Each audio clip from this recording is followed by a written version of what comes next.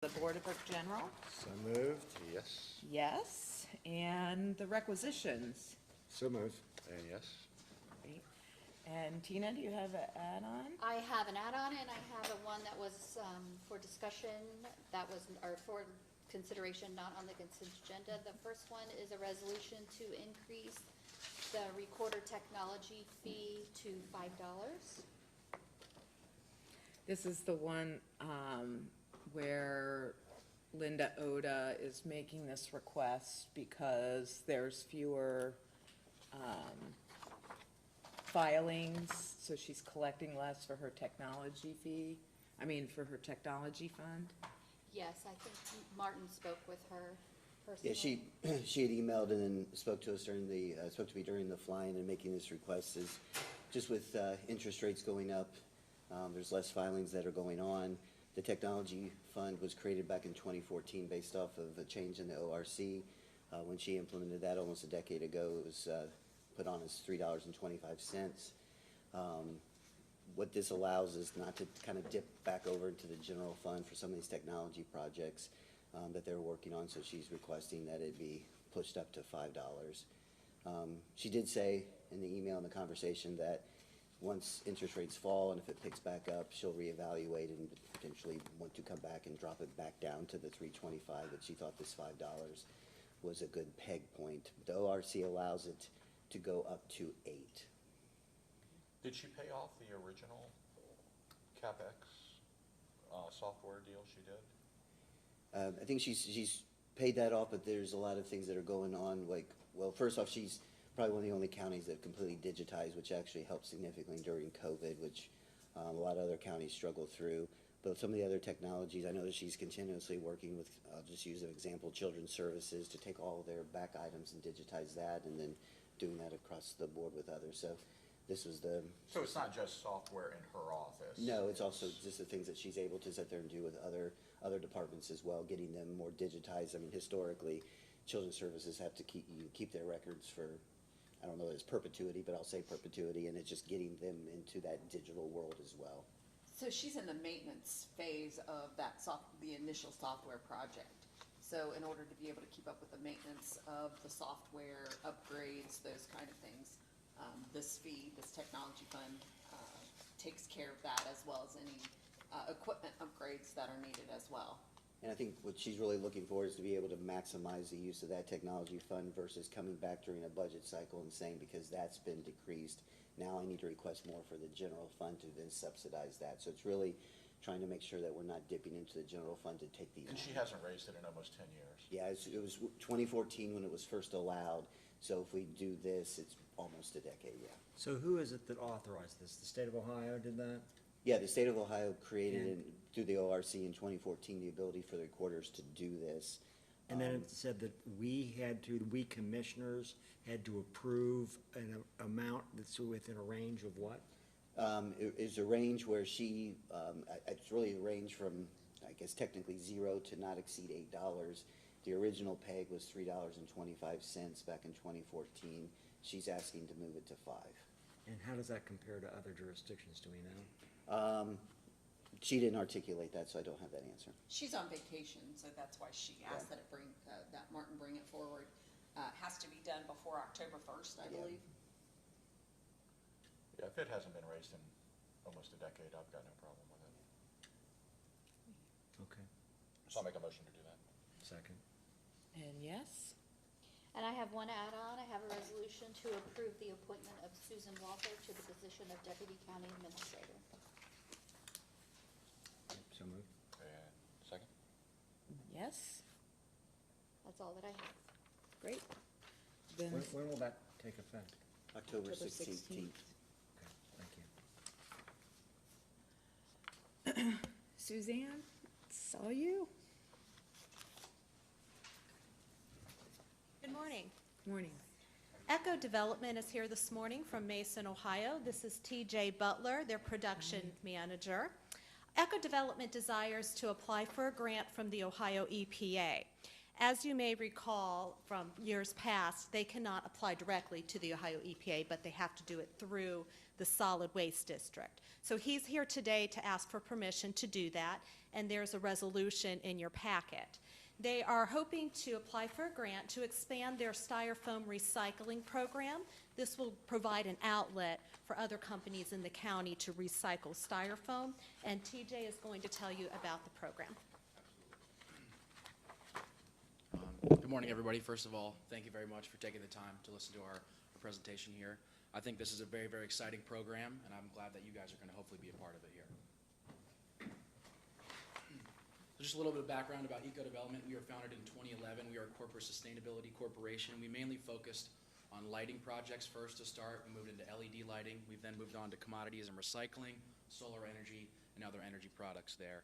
One of the things we're most proud of here at Eco Development is our styrofoam drop-off program. We've actually collected over 100,000 pounds through that program since 2020, and actually you guys have really been a big part of that. We actually have a drop-off with the Warren County Solid Waste District. They've collected over 33,000 pounds since the beginning of that program, which is a whole entire densified styrofoam trailer, which I'll talk about a little bit later as well. So very, very successful. We'd like to continue that success throughout Ohio and throughout Warren County as well. So some background info on what we're seeking for. What we really, really need in order to get this program off the ground is more equipment, which is very, very expensive right now and hard to find. And it would be great for you guys to help us get funding for this. So what we're looking for is, I only have 2 up there. I guess I should have put 3, but it's 3 semi-trailers, 1 semi-cab, so 3 actual trailers in the back, and then 1 driving truck. And these trailers are going to go around Warren County to different sites as well as throughout Ohio to collect styrofoam. They're going to go to a different municipality for about a week, stay there, collect foam from the public, and then return home. We also have a business solution for this, which I'll talk about as well, but that's the municipal solution as well here. So the issue at hand and why we're trying to tackle this issue is because styrofoam is very, very light. As you know, it's one of the best insulators in the industry, and it's 90% air. And I'm sure you guys have learned it has a 500-year lifespan in a landfill. It's one of the worst materials you can put in a landfill, but it's actually one of the easiest materials to recycle, which we have at our facility in Mason, Ohio. A non-densified trailer of styrofoam, which is just styrofoam that you take right off the corner of your TV or a little Omaha Steaks cooler. If you filled up a trailer with that, it'd be 2,000 to 3,000 pounds of styrofoam. After our process at Eco Development, where we take all the air from it, you can get 30,000 to 40,000 pounds of styrofoam on a trailer to be shipped out and recycled, which helps reduce the logistics cost, which would be 2 cents a pound after our process and 50 cents a pound for the other companies if you just do it with the non-densified material there. And how we densify it is through this process. So this is what it looks like at the end of its process there. It's completely removed. You can see it's kind of almost like a putty or a paste. And we form those block shapes. We have 2 densifiers at Eco Development. These are, one is called a hot melt densifier, so that applies pressure and heat to remove all the air from the styrofoam. It's a 90-to-1 densification process. We also have a cold melt densifier, which can do a 60-to-1 densification process. And those can do combined about 1,000 pounds of styrofoam per hour is what we can densify. Once we densify it, once it looks like that, we take it and we ship it over across America, sometimes overseas where it's made into picture frames, other plastics as well, but the most common thing it's made into is insulative board. So it's 70% recycled material, and your Pink Panther or your blue board typically is what that turns into. And so that's what we're really proud of, and we're really hoping to expand and continue by collecting more material. So here's our solution for cities or municipalities here. We'd like to have, like I mentioned, those 3-stage trailers to drop off. We've done this in different events with Montgomery County. Usually once a quarter, we'll go up for a weekend and just drop our trailer off there. They'll have a couple volunteers that'll fill up that trailer. It's actually expanded where we need 3 trailers now per weekend. And so we'd like to expand this to places in Warren County with different businesses, hopefully set up a drop-off at our place at Eco Development, and then also throughout Ohio through this grant. And so we have 3-stage trailers, and we're going to be going there going around the counties, hopefully for a whole entire week. And here's some of the counties we've already working with: Clark County, Summit County, Warren County, obviously Montgomery County to mention as well. So hopefully you'll have a municipality solution for that, which has already been very successful. Hopefully we can continue that success throughout Ohio. Here is generally our business solution. On the left, you can see a report that we'll be giving to everybody involved in this program, which is a report of how many pounds have been collected. This is a similar report for Cal Brands, a company I'm sure you guys have heard of down in Cincinnati there. And what we'll be doing for the business solution is a little bit different. than the public solution. We're not gonna put it in a parking lot and have it for, open to the public. This is just for that specific business, where we're gonna hopefully put a semi-trailer in their dock doors, leave it there for hopefully a week or as long as it takes to fill up that material, and then take that, bring it back to eco-development and densify it. That way they can directly take that, instead of throwing it away, causing them a lot of trash costs, a lot of waste costs, because styrofoam is so voluminous, it is so light, and it takes up so much room in your, excuse me, in your roll-off. So we can take that directly out of their waste stream. Hopefully we can save some money and allow these businesses in Warren County, in Ohio, to invest more in themselves and hopefully around in the area. What we're gonna be offering, oops, sorry, I forgot the last final part. What we're offering at eco-development to help offset that is, depending on how many pickups they have, will be up to that company and how much foam they have, but we're gonna offer the first month of logistics free for that company. So, and we're gonna hopefully get multiple companies into this, but that'll hopefully allow them to realize the savings that they can get by removing the styrofoam out of their landfill, out of the waste stream, and then into the recycled area as well. So we have a couple different revenues, or different avenues, excuse me, for this. We have 3 different ways we're gonna do this. This is a small business, and so this is just generally some of the companies we're targeting that are gonna be small businesses. One example that we've already working with in Cincinnati is called Sunshine Covers. They're off of School Road in Mason, Ohio. They're a hot tub cover company, and right now, they're already doing something that's very successful, and we'd like to expand that, where they're collecting styrofoam with us about 1 or 2 times a week, or excuse me, 1 or 2 times a month, and that's just about 4,000 pounds on average is what they densify with us, which they've equated to about 2 roll-offs, or about $2,000 a month in trash costs for them. So we've saved them quite a bit of money by doing this, and we'd like to expand that with more small businesses as well. For the medium business size solution, it's very similar. It's just gonna be more pickups as well. Something we're really looking forward to, we're really excited about, is we have been working with Cincinnati Children's Hospital before. They've actually upgraded to having their own densifier on site, which is the ultimate goal for this. So we've collected so much foam that they realized that they should actually densify on site, and they're actually bringing that and installing that, I believe, actually, I think they just did last week, actually. So they're getting ready to do that. I'm not involved with that exact process, but I know we're gonna be collecting densified foam from them after we've already collected the styrofoam that was undensified for quite a while. And then large corporations, this is one we're very, very proud of as well. This is one in your backyard. I'm sure you guys have heard of it, Plastifab. They're a very, very, very good company in terms of recycling for us, as well as just general recycling.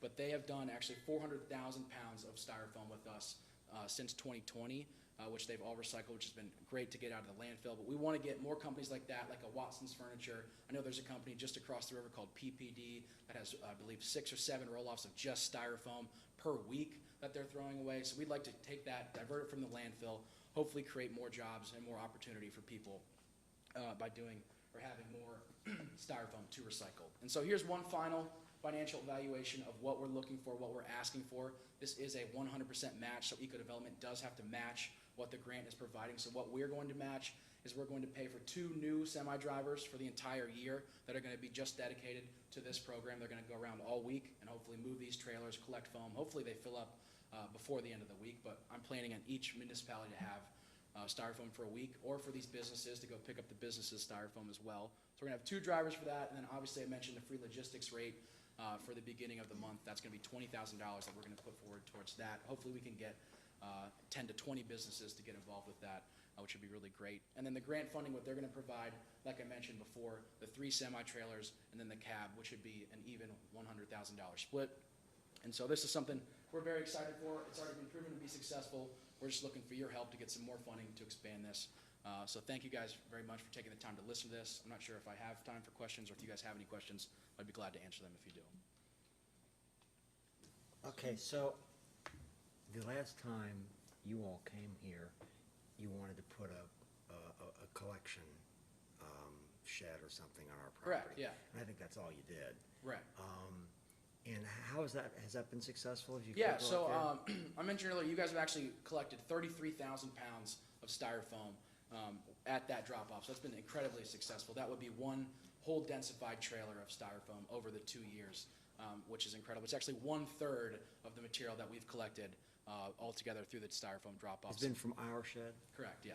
And where else have you collected from besides that one shed? So- So you got 2/3 from where? So the other 2/3 are from we have a drop-off behind our business at Eco Development. It's just a big semi-trailer that sits out there as one of our trailers that actually we're gonna have to get rid of because it was no longer roadworthy. So instead of doing that, we said, hey, why don't we just open this up to collect foam? It can obviously back into our dock. It's safe enough to do that, but it can't go on the road. So that fills up about once a week or every week and a half or so. So that's where we get a majority of our foam. And then we do once a quarter or so, we have these drop-off programs, typically with Montgomery County. We've done a couple with Dublin County.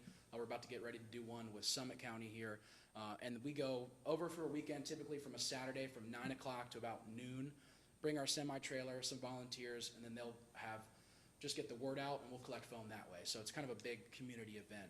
It's another way we get foam. So is your program now where you're going to charge people to collect their foam? No. So what we're going to do, the problem that we have is it's very hard to get people to Well, I get was looking at involved with that, this you and get you involved in mentioned one equipment. company Go down ahead. in Cincinnati, I'm sorry to Sure, interrupt you. go ahead. But you had a company down in Cincinnati you've gotten foam from? Correct, yeah. Okay, so what is that? You just go, you pick up their foam or something like that, but you don't charge them for doing that? Typically, no. It depends on how far away they are. So if there was somebody in Cleveland we were doing this, we probably would have to charge them for that because it's so far away, right? But because some of these companies are in our backyard, for example, that company Sunshine Covers that I talked about, they're a small mom and pop shop. They make hot tub covers. I'm not sure exactly how many they do. I know the mother just handed the business off to her son. I think he's about my age, so very exciting stuff for them. But they typically, instead of their process is they cut these hot tub covers, and they have this hot wire, electric wire that cuts the corners and stuff. So they have all these little extra pieces that they can't get rid of or they don't know how to use. They can't use that into their business. And so what they do with it is they put them in a bag. They'll put them on a trailer for us to take. And instead of that being a trash cost for them, we just pick up the styrofoam free of charge so we can take it and recycle it because we're obviously able to make value on it when we recycle it through our process. But then they're able to obviously not be charged for that to go into their waste stream. So they see the savings that way, and then we see obviously the value after we densify it and run it through our machine. So you guys sell the condensified styrofoam Correct, to yeah. somebody, and that's how you make your money. Correct, yes. And I always was wondering, because when you originally came up here, now, it wasn't you. Right. Because my understanding from being in government for a long time was recycling programs and hiring Rumpke to do recycling for us and in the county, et cetera.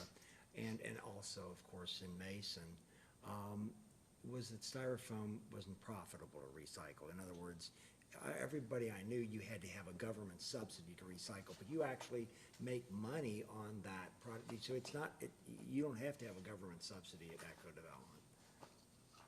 No, you don't necessarily need to. We've been able to get by without it, but I think it'll be very, very helpful because for most people, generally, they don't think you can even recycle styrofoam. Or there's a lot of bad press about styrofoam. Your styrofoam cups are terrible. They're not recyclable, when actually they are very recyclable. Well, I know that they're So- recyclable, it's just that I don't the think we reason need- why most people didn't do it or get into it is because it isn't a profitable program. People who recycle styrofoam have subsidies from government usually. Correct. And so, but you don't have that. No, we have not gotten that correct. Okay, Well, so we now did get one grant for our equipment earlier, our densifier. We did receive a grant for that, the hot melt machine. So, Okay, so you got a grant to buy the original equipment. Did we help you with that grant? no, that was through the Bureau of Workers' Comp. It was a study. They're allowing us to study that machine to see if it was safer to allow other companies to implement it across Ohio. They agreed that it was Okay, safer so- than the older model we had. So explain to me, or maybe Bruce, you can explain, so what is it that we're doing? How are we authorized to help somebody get a grant? And is the purpose of this, because is the government purpose of this is that it's nice to recycle this product and not put it into a landfill? Is that the idea? The Board of County Commissioners being asked to be the applicant on the grant application to the EPA. We've done this on previous occasions, predominantly for equipment. You may remember the Marvin Duran dump matter. And then we had another gentleman come before us a year or two ago out of, I think, Franklin, was going, AAA, that was going to recycle grease or something like that.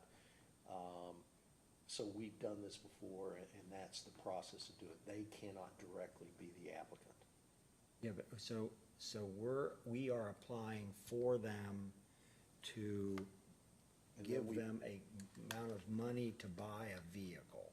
And we pass that money through to them, and I believe, last time, did we do the grease one? Did it end up happening? We had some sort of a contract agreement with them of things they will or will not do. which I would recommend that we do here as well. But wouldn't we also, I mean, how do you, if you're gonna buy, is this buying a tractor trailer? What is it? Correct, yes. How many tractor trailers are we buying It's here for 3 this? trailers and a. Three trailers and a one truck. cab. Okay, and those are the ones you're gonna drop off in places, et Correct, cetera, yes. collect it. But you also mentioned that you were doing something for free for people at first, and then you were, the first month, so you are gonna charge them for this in the future? Potentially, but not necessarily. What the hardest part of getting people to, so there's two separate ways we're doing this. There's the municipalities, which is with the drop-off, the trailers, correct? And then the free logistics fee is what we are going to offer up to these companies, because sometimes there is a logistics fee, depending on where we're doing. We're also hoping to expand this to not just Warren County. I would like to get material from Toledo, from Cleveland, from Columbus as well. Those logistics fees are gonna be much higher. Typically in Cincinnati, we do not offer a general fee for picking up styrofoam. So do you use these trucks for other purposes? So this would be for doing the styrofoam thing, dropping something off, but then you could also use it for another purpose besides that? These trailers would be just for styrofoam. And how would that be insured?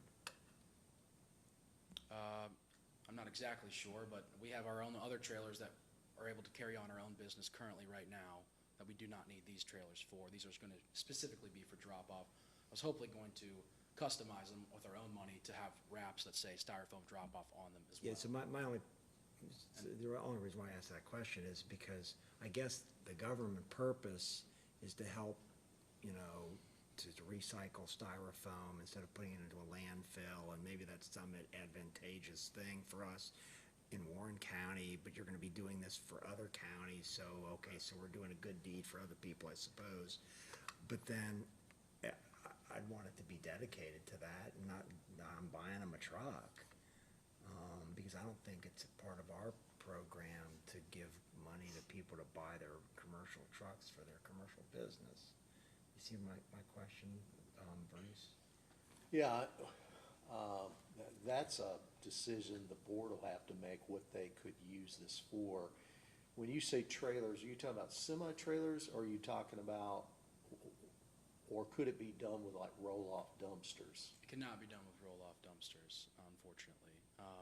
That typically, we did that once and all the foam was flying off all over, and it didn't compact as well. It was very hard to unload as well too. So, we're talking. Like the shed that we put in our, I mean, we've got a little tiny like Right. tool shed.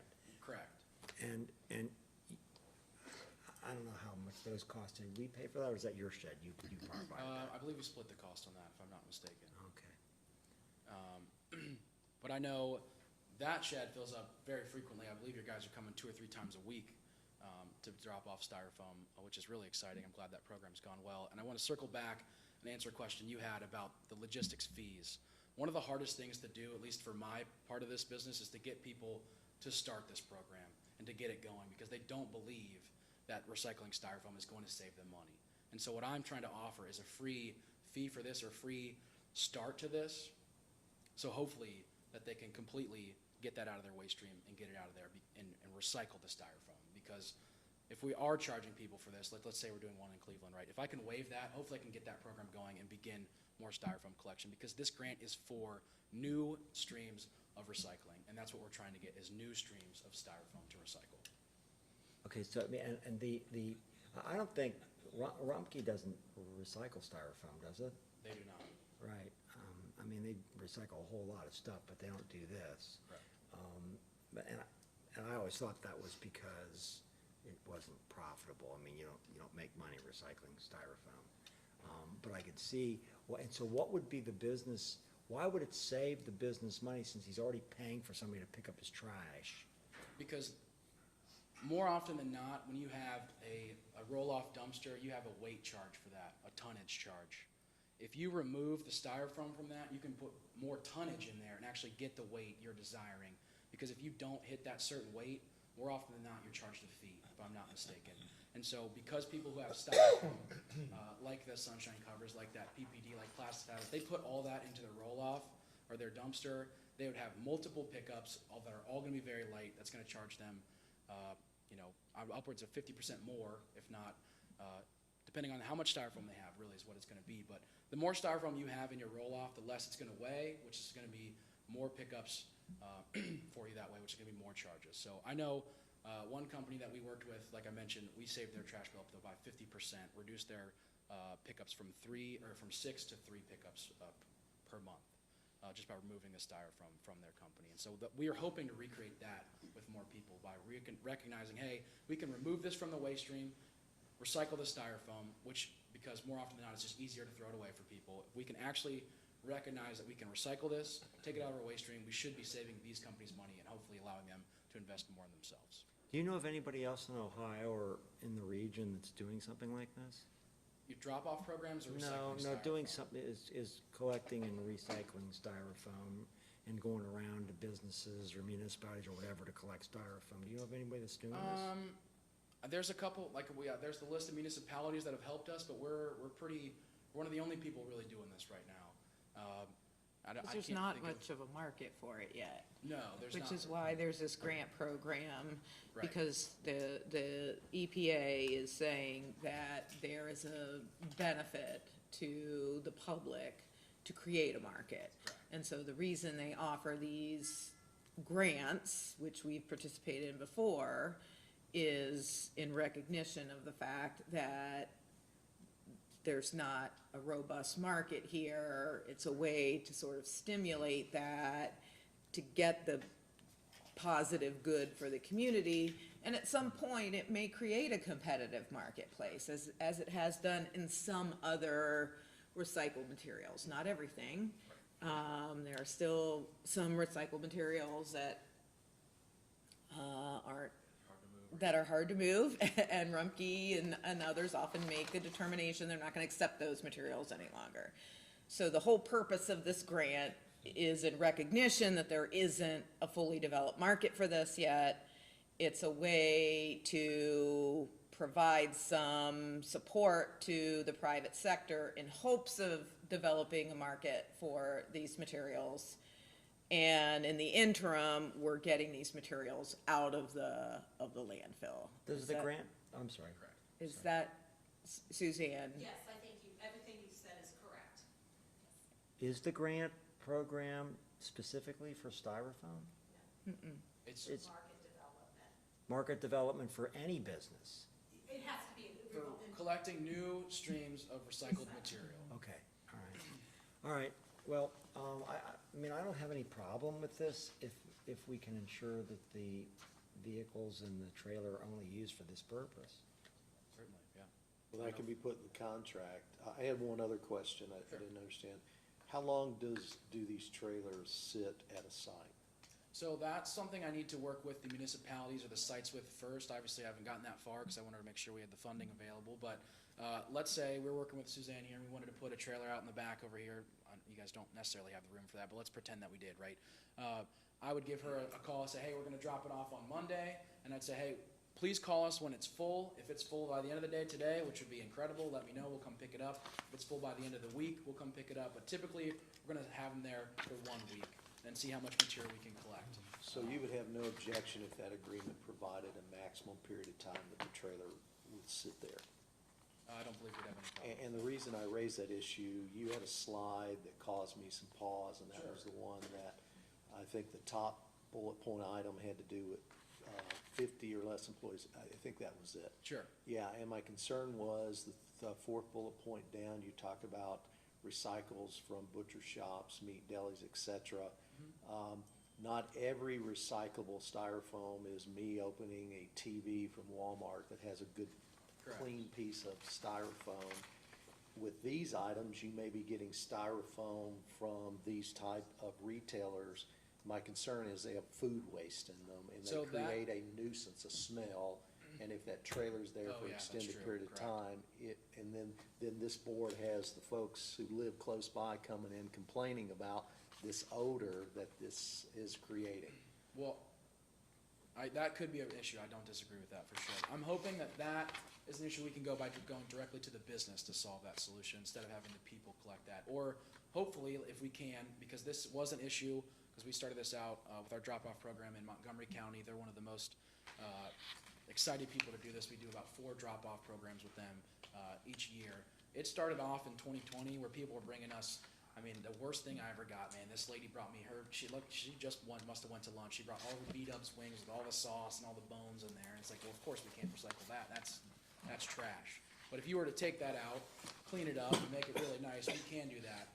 A couple of years ago, we actually did not have the ability to do this with our hot melt machine, recycle it. All that extra grease and residue would not go well in our machine, but we actually have the cold melt machine, which is made directly for fish boxes over in the Netherlands, but it works well for styrofoam generally, but they have fish guts and water and seawater in that typically. So that solution can handle that. So hopefully we can go directly to the business to get all that out. But hopefully by developing this market through this grant, we can get the word out that people can recycle their styrofoam as long as they clean it and tidy it up a little bit as well. Madam President, I would suggest, fish gut discussion moving on, that I'm okay as long as Suzanne and legal counsel works out the actual contract details that are not violating any of the current city ordinances, that obviously there are dumpsters behind these facilities right now. So there's stuff going into them, but cleaning up, so to speak, those requirements to make sure we're not creating a problem. But we've done this for other companies, and this is what the Ohio EPA, as Commissioner Jones said, is trying to encourage. I will make a motion to approve applying for this grant. I'll second it, but again, I want to make sure that the contract limits the usage of this, and I don't know how to monitor that, determine that. So maybe there's got to be some way of verifying that in the contract too. Sure. So there's a motion and a second. Roll call, please. Mrs. Jones? Yes. Mr. Grossman? Yes. Mr. Young? Yes. Great. Thank Thank you. Thank you, everybody. I appreciate your time. Okay, Chris, good morning.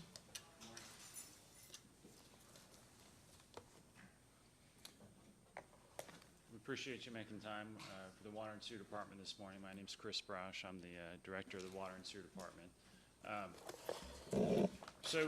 Over the last couple of months, you've probably seen several resolutions come through the Commissioner's office here, through your board for approval, and it's on various different projects that we've got underway right now.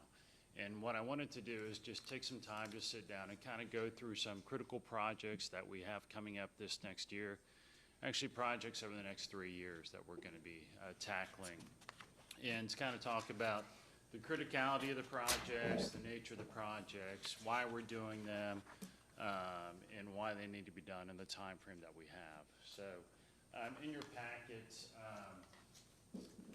basically I have 5 different projects I want to go through. I want to talk about our wellfield expansion that we're undertaking in the next couple of years. So we'll talk about wellfield, we'll talk about a new treatment facility at the Reniker treatment plant to clean up some emerging contaminants.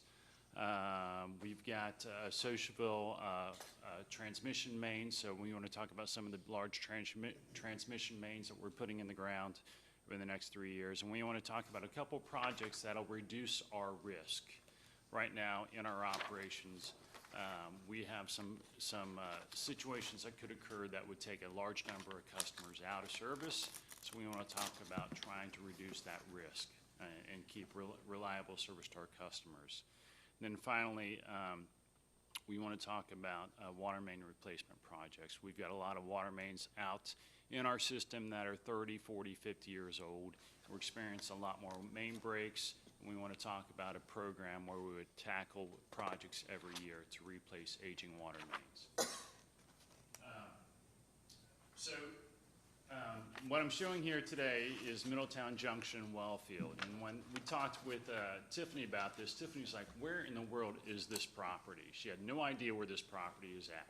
So it's actually on the outskirts of Kings Mills. And it's across from King's Mansion, so it's on the other side of the river. We own a piece of property, it's I think 45 acres or so, and this is a piece of property we bought back in the 90s, and this is going to be our new well field. We're going to, over the next 2 years, we're going to drill 2 new wells there. We have an existing well there that's never been pumped or never been used before, so we're going to put 3 new production wells on this piece of property, and when we're complete, it'll produce up to 3 million gallons a day for our treatment plant. We're looking for water. We need water in the south area. So this will help meet our demands for a growing community.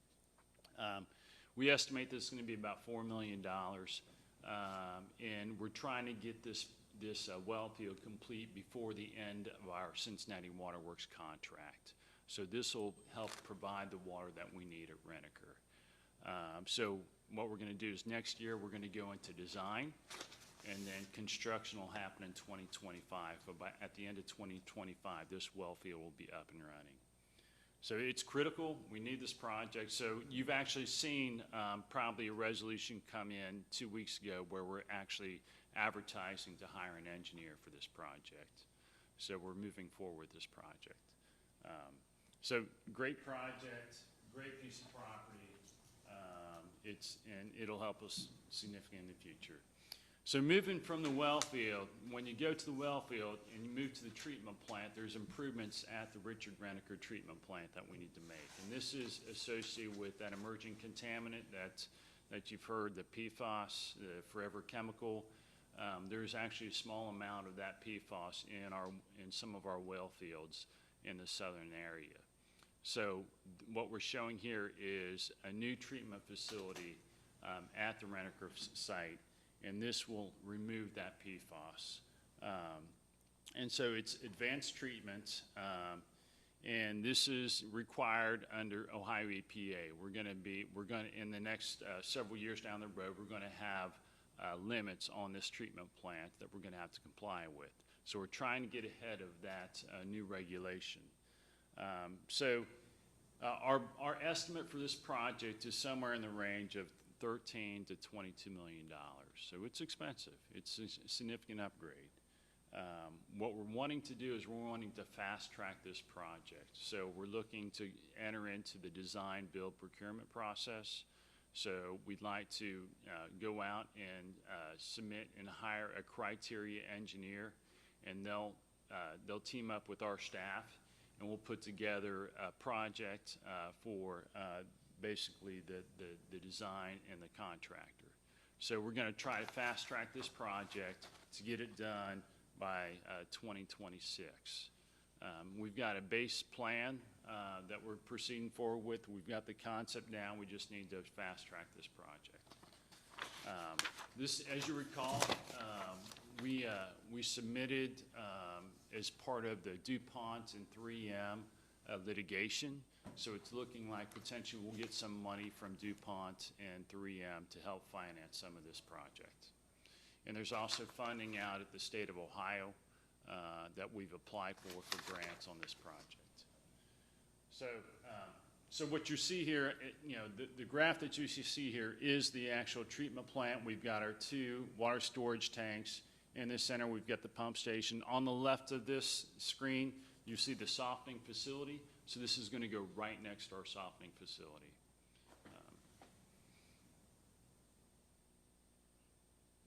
The third type of project that we want to talk about is the Sociaville transmission mains.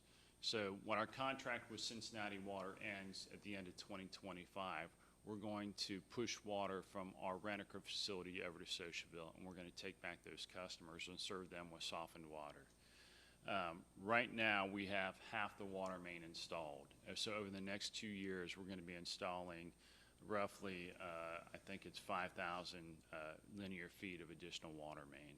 So what you see on the graph here, the blue has been installed over a different number of series of projects, and the red water line here is what we're going to be installing over the next 3 years, 2 years. So this will help us reduce our dependency on buying water from Cincinnati Water Works.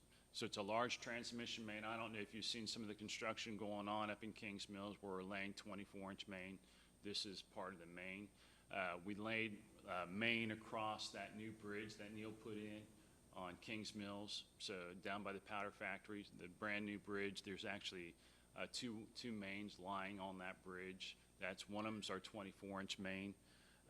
We came up the hill, we came through Kings Mills, and now we're going to come down Columbia Road, down along the new hospital.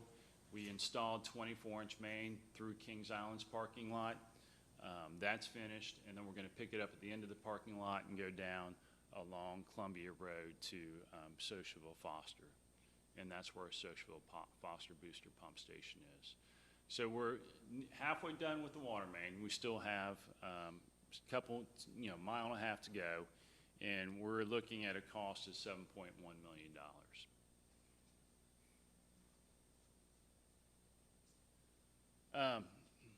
So I mentioned our water system. We've got some risk out in our water system. We've got some areas in our water system where if a large water main goes down, we're going to be out of service for a large number of customers. So we've identified 2 projects that we believe we need to move forward, and we're looking for approval from the commissioners to move forward on these projects. One is in our north system. We have a well field on the North Water Treatment Plant up there. So it's on the Great Miami River. Underneath the Great Miami River, we have a 30-inch, actually is it 30 or 36-inch? A large diameter water main that runs underneath the Great Miami River. It's been in service since the early 90s. If that water main goes out, we're going to be out of service, for a large number of customers. So that's our critical line coming out of that well field. And we only have one line. So our concern is and you saw this probably back 3 years ago up in Dayton, where Dayton had a large water main go out of service, and it took them a week or 2 in order for them to shut that main down, and they had a large number of customers out of service. So what we want to do is we want to install a second water line across the Great Miami River to provide redundant backup for us. And we estimate that project is going to cost around $1.5 million. So we'd like to enter into design next year, and then with the construction happen in 2025. There'll be a large number of permits that we have to obtain. There'll be quite a bit of design work that we need to accomplish through this.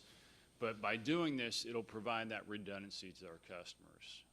So it's a project we direly need to move forward on. And then the second risk reduction project that we want to enter into and complete in the next couple years is a second crossing under Interstate 75.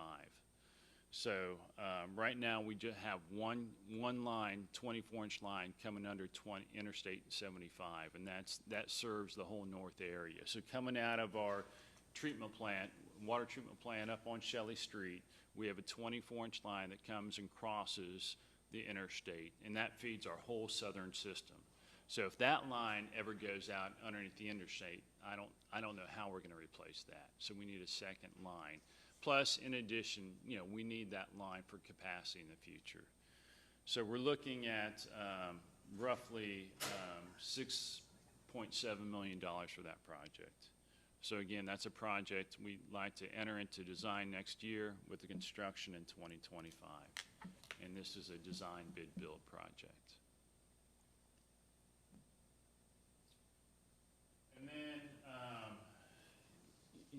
we have a large number of main breaks that have happened over the last couple of years. And it seems like as our water mains age, the frequency of the main breaks increase. So we've gone from somewhere around 100 main breaks a year in 2013 to over 220 in last year. So we've more than doubled the number of main breaks over a 10-year period.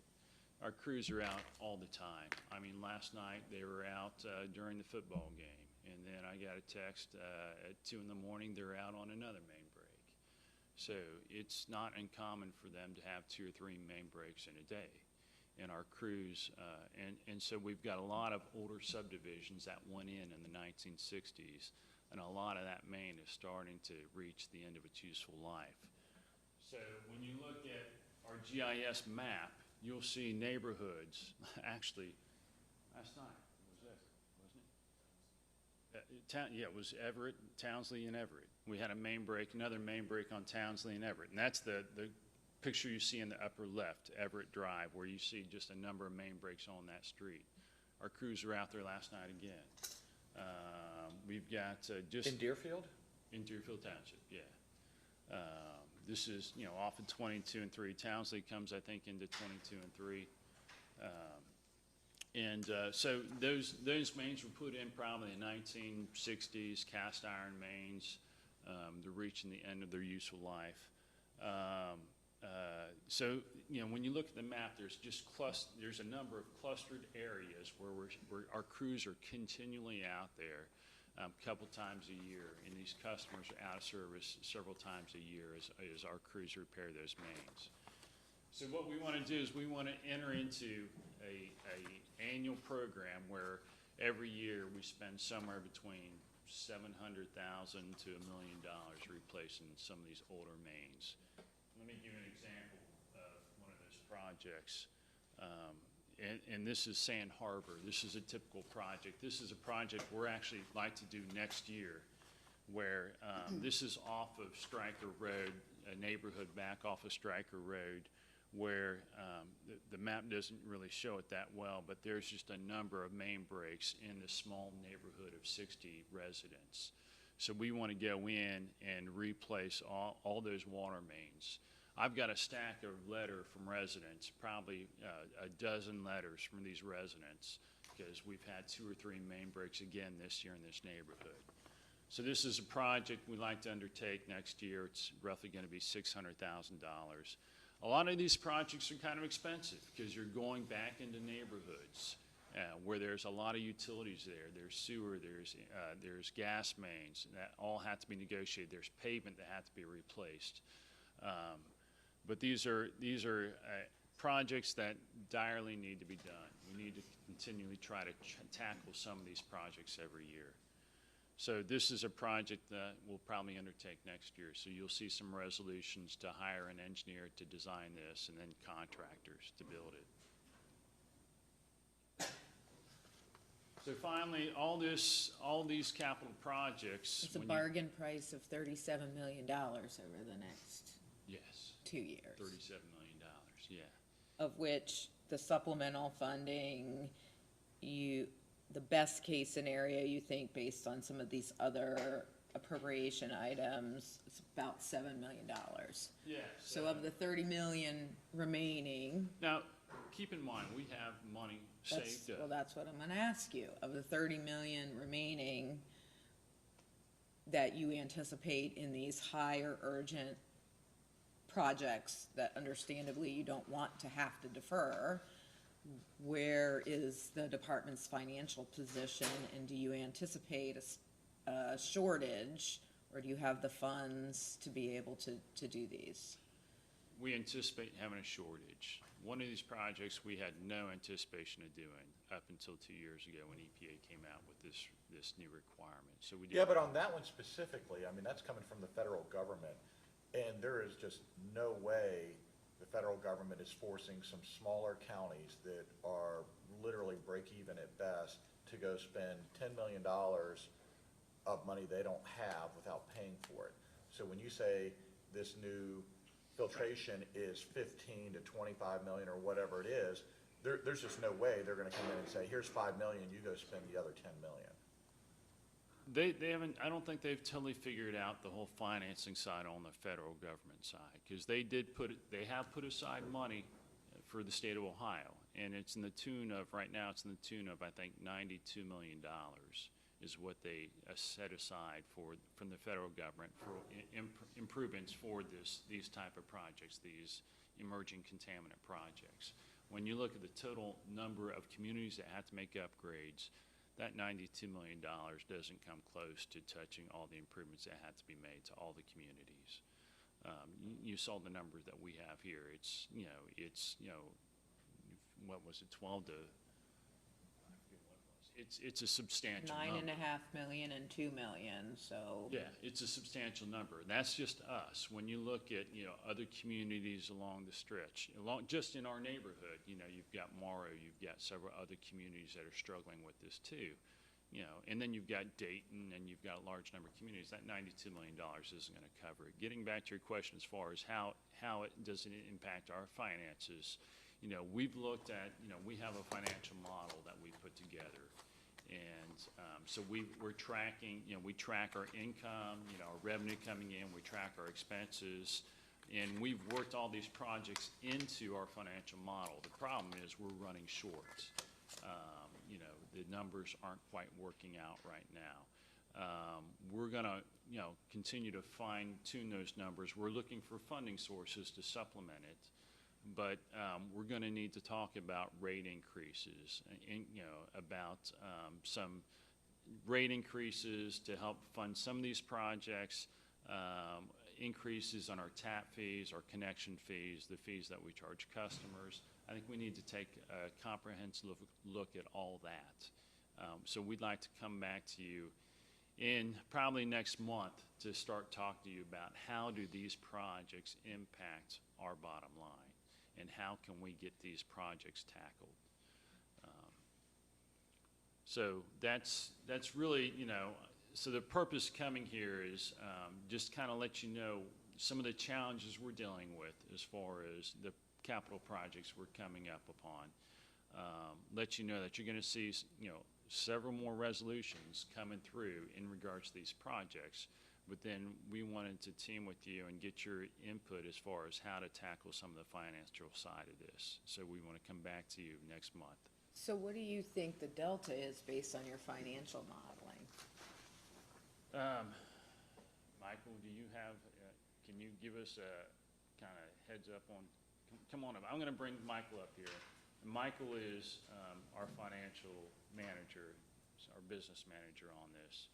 And he has put together, a number of different spreadsheets and financial models on this. So right now, how much do we have saved in? Right now, we have about 28 million total cash, and by 2025, end of the year, if we anticipate right now 17 million in projects in 24, about 24 million in 25, it's going to put us at about a negative 1 million in total cash. And we usually want to keep about 6 million as a minimum fund to, have about 30% of our operating costs to cover that, plus our debt requirement, about 150% of what our current debt is payment, and that's about 1.2 million. So we'll need about 1.8 million on that as well. So we're like, what, So it would $8.5 be- million short? Yeah, by the end of 2025. So that's if we don't do any type of rate increases or, any type of funding. And that's assuming you're spending, again, the big ticket item is your advanced water treatment plant, which you're saying, let's go design right now. Yeah. And I'm saying that's a product of the federal government's decree, correct? It is. And I'm saying there's no way that they're gonna go tomorrow and go say, you've gotta do blank. Yeah, there's a And timeframe. They're giving us a number of years to get this done, because it's just proposed regulations, and they're hoping to adopt that regulation at the end of this year, and then it'll be driven down to the states, and then the states will have a number of years to implement it, probably 3 or 4 years. so why are we trying to get ahead of it So the reason why we're before, trying to get ahead is before the because- funding is figured out? Because we're wanting to take back and service those customers in Sociable. And this water affects those customers in Sociable. Because right now, we're running everything through our softening facility, our membrane facility. And right now, we can hit those numbers by running it through the membrane facility. Only not using all our wells, only using those wells that have lower concentrations. As we try to expand and take back other customers, then we're gonna have to bring other wells online, and those wells have probably higher levels of this emerging contaminant. And we're trying to reduce our purchase of water. And part of the rules, remind me, is the change in the concentration. It's going from what to what? It's there's 6 different chemicals that they have new regulations on. And one of the 2 chemicals we deal with, those levels are 4 parts per trillion.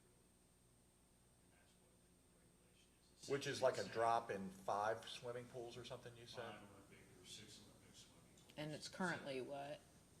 Currently, the health advisory was 70, and they're moving it down to 4. So 70 parts per trillion down to 4 parts per trillion. That's been enacted or that's proposed? That's proposed. It should be adopted by US EPA by the end of this year, end of this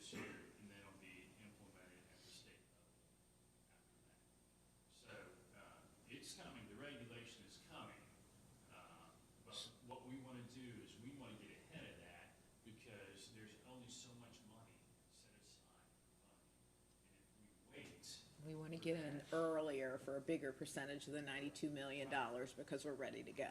If we fast track this, then our odds of getting funded are higher than if we wait forever. Because we've been aggressive about this, you know that, we've brought this to your attention, we've hired an engineer to come up with, a kind of an overall plan, which we have in place. Now we need to implement. Are we not taking the risk that when it comes to funding, well, a couple of these large wealthy counties are already doing this, and so we're only reimbursing them blank versus everybody else that's been waiting and looking for a funding mechanism, we're gonna fund them? Because I just, there's just no I think operation. there's, from talking to Ohio EPA, the federal government has pushed out funding that they need to be spent within a certain time period, which was 5 years. And so that $92 million, I think, had a time frame tied to it. Does that include the settlement? That is the settlement? That's outside separate. the settlement. So that's what I mean. There's a bigger chunk, billions, that are going specifically towards this purpose coming in from the ultimate successor corporate owner. So, yes, so we've been working with the law firms just for that settlement agreement. And, so that's where we're showing probably somewhere between $2.5 to $3 million is what we're anticipating to receive for those settlement agreements.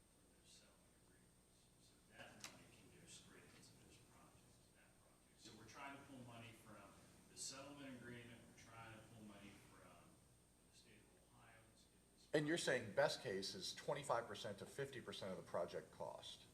If it's 13 to 22, From the state of Ohio, if we try to fast track this and get early in on it, our odds of getting more money early on is good. So that's where we've had this. and you're saying 3 or 4 million from that, 5 million from that, what were you thinking? EPA will not give us an answer. And then on top of that, you're saying only 2 or 3 million from this entire settlement, so maybe 7 or 8 million-ish on a $14 million project all the way up to a 22 million. That's kind of my point. There's no way that this is gonna be enacted when Morrow is the perfect example. They don't have that money sitting around, but yet they're being, And so EPA will probably look at some of these communities and say, regionalization is your answer. And they will try to push regionalization. They will encourage, since this is a huge project for a lot of these small communities, they're gonna encourage these communities to take a comprehensive look on what is their best effort. If you have an interconnect with a community that doesn't struggle with this, then maybe if you're a small community, maybe you should look at, purchasing water from a wholesale. Somebody that doesn't deal with. And I totally understand what Commissioner Young is saying. I guess I'm just looking at it from, and I think it's legitimate. I'm looking at it from what's the first year cost is to do the preliminary work, which is $2 million. We're gonna have to do that anyway. It's not necessarily committing us to the $9.5+ million for construction. We still have some time to put the pieces together. But I think early money begets early money, and the sooner we can get into a position to be able to ask for it, where there are resources available, the better off we're gonna be. So I think it's a legitimate point, like, how are we gonna finance this project? But we still need to do the preliminary engineering work. And Commissioner Jones, that's where we're having discussions with Ohio EPA about, hey, if we go under this project and we do a design-build project where we get this done in the next 3 years, does that improve our opportunities? Ohio EPA is actually coming down to meet with staff on Monday to get a feel for what our needs are. So Chris and Martin and the team will probably have a better idea of where they may sit on some of our needs after that meeting. And I think Chris Weinich has also been involved in DC with talking to the federal EPA. So I think some of our efforts up front are, hopefully, will reap some of the reward of the effort. Yeah. I mean, even if you just took that project out, just for the sake of argument, it's still a substantial run on capital reserves. I mean, you're showing us a lot of aging infrastructure, a lot of infrastructure that doesn't have the duplication necessary to protect customers in case of an outage. So even without that project, you know, there are a lot of needs with just what you're saying are either high priorities or urgent priorities that we need to be prepared and thinking about. So that's where we'd like to come back to you next month to kind of continue these discussions about where we're at with our financial models. Our rates, our rate increases end this year, and so we're looking for rate increases. We're gonna, like to come to the commissioners and ask for consider rate increases for the next three years. So we've been working on these different financial models, trying to come up with concepts that would work. So. And it's kind of been broken down into two sessions, as the financial conversation would be much bigger than our time allotted today. So Chris wanted to give you a precursor of, you know, what some of the challenges Yeah, and are. again, I'm not saying, I mean, I haven't said a word about line replacement, duplicate. We've been big fans of, you know, duplicate systems to avoid this very subject. So you're not hearing me say boo about that. It's just the overall macro financial picture. You're saying 37 million, but 11 million of that is related to this project that we don't know who's paying for it right now. Exactly. And so we're in the mid-20s, and we're in the right ballpark at least with our cash reserves on that, but then we have this bogey of $12 to $20 million floating around that no one knows what the heck's going on, except we think the guidelines are changing. We think we have to build this, and then we think maybe we've got to pay for 75% of it. We don't know. In our financial models, you know, we kind of agree with you, Commissioner Young, that, you know, we really don't know what that's going to be. So what we've done, Michael's done, is he's taken that model, that project out of the financial model and said, yeah, that's going to get paid somehow, whether it's through the settlement agreements or whether it's through EPA funds, grants. You know, we're going to assume most of that, if not all that project, is going to be paid from those funds. And what our financial model, Michael's financial model, looks at is just all those other projects, the transmission main, the reduced risk projects, the water main replacement projects, the well field expansion. So his model focuses really on those core projects and not so much this one. Right, because I want to be clear that our system, the modeling that we've done for a long time, under the rates that we've had in place, is pretty good right now. We're in the right ballpark. Yes, inflation that's been thrust upon us, those things are affecting everything in the economy, but this one edict from the federal government potentially is a game changer. That if we've got something we've never planned for that's going to cost us 12 to 20-something million dollars, that's a federal mandated fix that essentially was not a problem for us, correct, at one point, and now they're changing the rules and the measurement standard to where it went from not a problem to a problem. Is that a safe statement? Yeah, it's something that we had no clue was coming down the road. You know, when we went and installed softening facilities and completed those a year and a half ago, you know, when we started that project, we had no idea this emerging contaminant stuff was even coming. But I'm saying even the emergent contaminant was measured at a certain level by the federal EPA, and they've changed that standard, That correct? standard went from 70, the health advisory level went from 70 parts per trillion down to 4. Yes, I mean, the standard changed, and we had no So this potential increase in rates above the norm is completely being dictated by the federal government. No, the increase in rates, that, you know, we're gonna talk about rate increases. Yeah, let's, So we're gonna talk about that rate I increases. know where we're going here. I think you know where we're going. We're 8 minutes past for our hearing, so you'll get on the calendar for next month, and we look forward to a fulsome conversation on the financing. Great, thank you. Okay, we have now a continuation administrative hearing to consider the site plan review application of Shaker Woods in Turtle Creek Township. I don't, We've already done all. yeah, we've already handled the announcement for when everything's been published. I don't know if, Michelle, you want to, or who from your department wants to, or from regional planning. We can certainly kind of update everyone. Yes. Okay, great.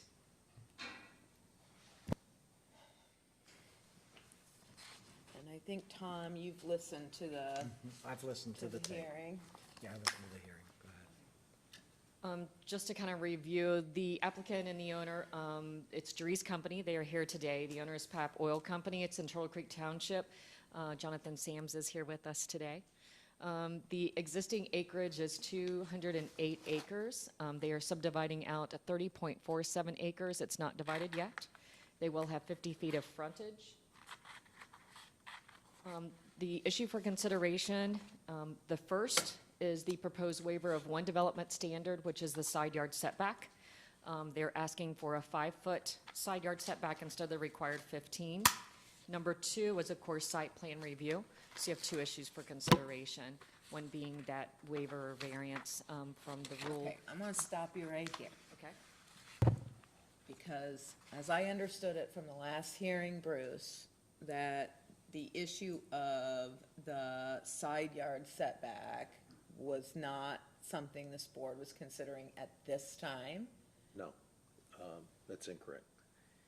The request to this board as part of the site plan review process, the secondary issue, but needs to be decided first, is whether or not, at the applicant's request, is to waive the 15-foot side yard setback requirement. And you heard testimony from the township opposing that. Yes. So Michelle just told you that the zoning code requires, the development standards in this type of zoning district requires a 15-foot side yard setback. Yes. And they're requesting 10, is it not, 5 on each side? So that's what they're requesting. So it is this board's decision, looking at the factors that are cited in those code sections, and we have a slide for you to look at, slide 14, whether or not to grant them a waiver of that development standard. That would impact the site plan, and the site plan is really a drawing, and that's the big application request, is for you to approve the site plan. The use itself is not the issue, it's the development of the site under that use that is the issue. Commissioner Jones, I think you may be talking about the waiver for the access, and that's done through RPC. The separate issue, yes, we clarified last time, is there can be a request for a waiver of an access requirement. However, as I pointed out last time, we have no development standard in our zoning code for access. The whole rabbit hole that you went down the first hearing about access waiver relates to subdivision regulations, which when this land gets subdivided into lots at a future date, if this goes forward, the RPC Executive Committee will decide if the applicant requests a waiver, or it's not really a waiver, it's more of a variance from the access requirement, which under the subdivision regulation is 2, because there's more than 50 proposed residential lots. Right, because the first big hearing, we heard about the setback issue, and then we started talking about traffic and access, and that's what we focused on that entire time, and safety and all that type of stuff. But the real question before us was simply the setback. But the site plan too, you guys seem to be focusing on this waiver, and you should first, but if you decide in favor of that, or even against it, then the issue is the site plan itself. And if you decided against it, meaning you wouldn't grant the waiver, then the applicant just has to resubmit a proposed site plan drawing that is compliant with your condition that they don't get that, they gotta comply with the development standard. So the waiver relates to 15 feet on each side, which is 30 feet in between, a total of 30 feet versus a total of 10 feet? No, I thought it was 15 feet total. And it typically would be 10 on one side, 5 on the other, but the applicant is wanting that waived so that they can do 5 on each side. And that shows that here. All right, so, and the reason, they're gonna explain to us why they want 5 on each side and what that impact is and why we care about I that or just don't wanted care to make about it. sure we were all on the same page as to what it was we were But at the same time, why you care about it as far as evidence in the record, competent, credible evidence, if you deny it, is you did hear testimony from trustee Jonathan Sams from Turtle Creek And have Township. his letter. That they opposed it, and there was a letter as well, and they explained why they opposed that. Yes, and he was here, or is here again, but was here at the time. The township put their objections in writing, and we have that as well. Okay, I'm sorry, Michelle, thank you for the indulgence. And then, of course, as we were saying, site plan is before county commissioners, and then there is a preliminary plan before regional planning. Again, this is the location.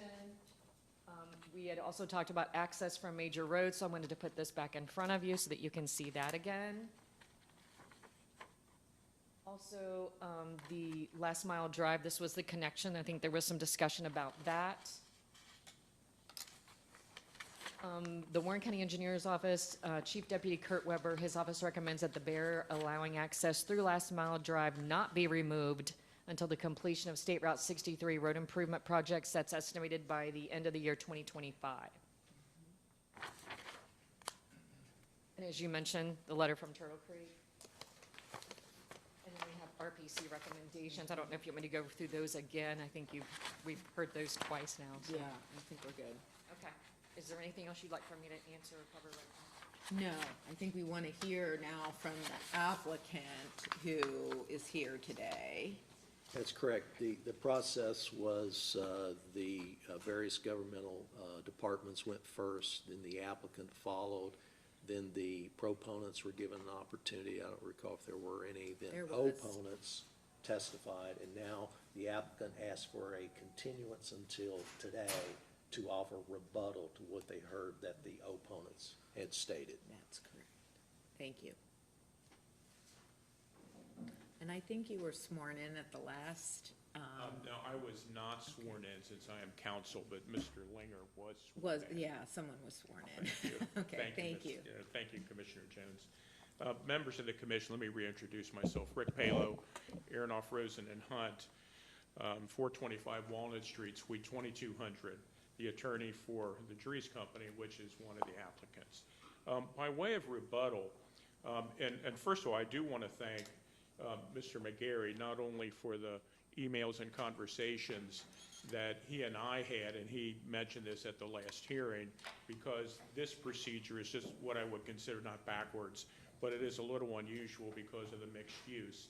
Typically, you would have planning commission weigh in, then back to the commissioners. Here we have commissioners making a determination as to the site plan, and then back to commission, and that was the confusion on my part. So Bruce, thank you for that. One of the things that we would like to offer in rebuttal is to try to nail down who has jurisdiction over what, as not only to access and safety, but also traffic.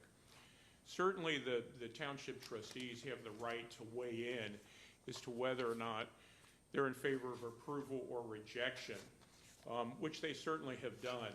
But as to the determination of roads, be that traffic or safety or access, that's with the county, solely within the county, not within the trustees whatsoever. And so that being said, when this was sent to, the way I counted it, 9 departments or agencies, the only agency that had an objection to this was the trustees. Again, based on traffic, somewhat on access, but none of that is within their jurisdiction or within their purview. Again, roads are within the county, be that safety, within EMS, within fire, and then access, Board of Regional Planning Commission.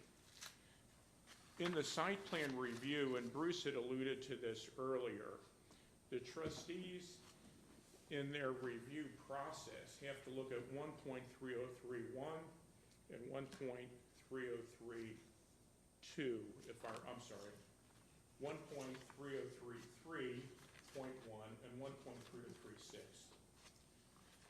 There are 3 central areas within the within the commissioner's review. 1.303.1F is kind of a general catch-all to promote the orderly and safe flow of traffic. 1.3033 are the review criteria. F and N are applicable. F is vehicular access. Is the access sufficient for the evaluation? This is key of the county engineer, fire, and EMS. N is emergency access in public safety. Again, deferring to fire and EMS. So what do we have in front of us? We have 9 agencies, 9 departments, fire and EMS, who specifically are outlined as the determining criteria as to whether or not this meets their standards, did not weigh in on this, meaning they have no objection to it. And we can't defer to the township trustees on fire, on access, or on safety because they have no jurisdiction on this. Can I ask you a question about that? Yes, Don't they provide fire and EMS services in the territory? yes, they do. Well, Mr. So I don't Commissioner understand Grossman. your point. I thought that their objection, they wanted 2 access points, isn't that right? Correct. And their objection, because they're the providers of the service, was that not having the 2 access points created a safety issue with regard to their provision of this service. They're not saying that they have the call to determine it, that's why you're in front of us. But they have a right to make an objection based upon the fact that they're telling us they provide the fire and EMS services and they want the 2 access points. Maybe I misunderstood the point that was being made, but I thought that was it. No, I think that is correct, Commissioner Grossman, but I think there is a nuance here. That as far as access, and which is emergency access, 2 access points or not, that is solely within the review process of Regional Planning Commission. So yes, the township provides fire and access, but whether or not 2 access points, not 1, that determination is solely within Planning Commission. And that's not. You're saying that's it's not with us? Correct. Okay, so that's Correct. that's a legitimate point. And so is it that they're asking us to reject the setback issue because of this? Is that it? Is it, in other words, we're being asked to not do the setback, not because we really care about the setback, but because it's foundational to getting. I think I would have to say yes. I don't know, and Mr. Linger and I were discussing this. We discussed it at the last meeting. We discussed it just now, as to what the township's objection was to the setback. Well, I think it related to density. I think it goes. And then argued that increased density was increased safety risk. Yeah, but because it increases the number of times that they might have to go there for fire and EMS. I mean, Right. the lower the density, perhaps the less objection there is to not having 2 access points. maybe that's. Well, what it and is. I do want to say this, as far as Dries is concerned, they would be more than happy to have the setback consistent with Shaker Run, which is 12 feet as opposed to 15. I mean, 10 to 12 is not. Why should we grant any waiver if that's what it actually says and essentially encourage higher density? This board's not in the business of encouraging higher No, I density. understand that completely, Commissioner Young. But again, we just want what has been consistently approved, and Shaker Run was approved with 12 feet. So if it's good for Shaker Run, why isn't it good for a significantly smaller project? But that's not what you're Such as asking this. for. Are you then changing what Yes, you're? yes. And literally just today, I asked Mark what he would be happy with, and he said 12 feet. And as far as, And is that the only thing, Bruce, that we're here before today, is that That's waiver? the first issue. No. Okay, and because you said there was that second issue. Is the site plan. It was the site plan. They've submitted a site plan. Here's this, how we want to develop the site, and it's within your purview. Does that include the two access point issue? Because he's saying it's not. I know, and I disagree with his analysis. Whether or not there needs to be two accesses has nothing to do with the requirement of the development standards requiring it. It has to do with Turtle Creek Township's testimony related to public health, safety, and welfare issues. And back to the slide Michelle's going to, which is going to be probably, Michelle, can you stay there, please? Yes, sir. Go to slide 18. She has highlighted in red the factors which are relevant for you to decide. No, slide 18. FK&N, there they are. So she highlighted in red factors that you may rely on for purposes of approving or approving with conditions or denying the site plan that has been submitted, and those factors are relevant to the testimony of Turtle Creek Township. Okay, so I guess the question then to you is, we're being told by the township that provides fire and EMS that they want to have two access points for safety reasons, and that this is a part of the review criteria that you see here. Are you saying that we should not be permitted to assess the site plan based upon these criteria? no. This is what you are to look at, as Mr. McGarry had pointed out, and as I had pointed out at the start of our presentation. These are the criteria you're to look at, but there has to be facts. There has to be some determination as to whether or not this is appropriate, looking at these factors. And the agency that looks at that is Fire and Safety. And you just don't think that the township speaks on behalf of its own fire and safety No, services? absolutely, I am not saying that. But the township, again, has to rely on something. What are they relying on? Well, they do provide service, but their own EMS and fire have not weighed in on this. They have not said, we object to this, meaning they have no problem with it. Okay, I don't know that you can infer, we've got no problem, just because they didn't weigh in. But clearly, if there's rules that say you're supposed to have two access points, and the provider of those services say, we would like them to have two access points, that is a worthy consideration. Well, no, I'm not trying to discount their concerns at all, but I'm saying the person or the entity that makes that determination is regional planning, whether or not there's two access points. Neither this commission nor the trustees make that determination. Yeah, but it's a factor for us in approving the site plan as to whether or not the access is appropriate. That's the point of these criteria, correct?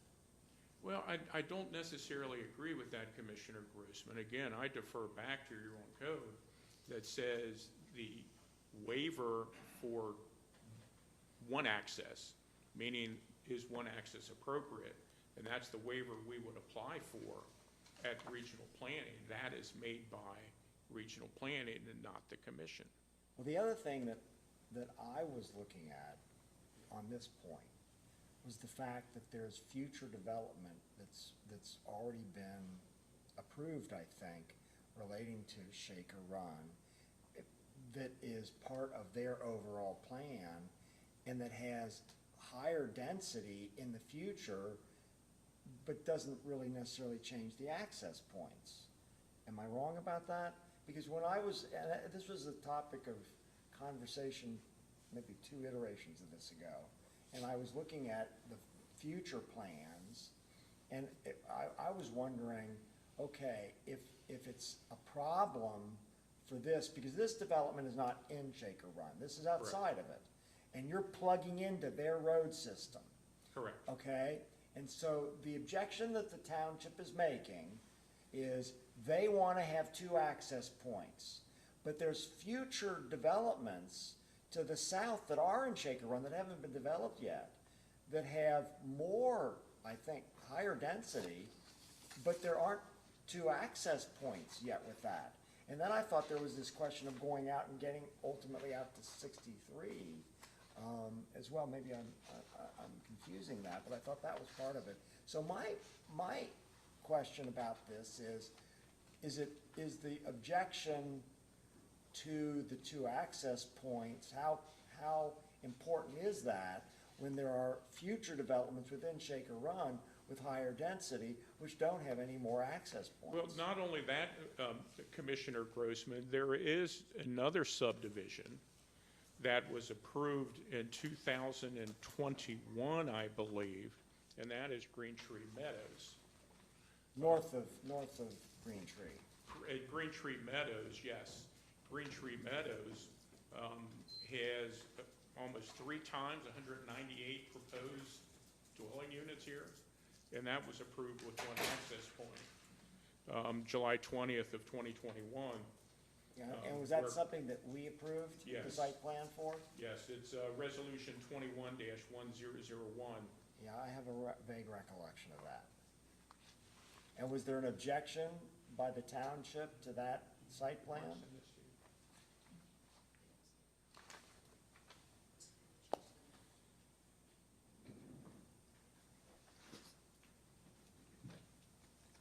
Yeah, I think we do. We did provide that.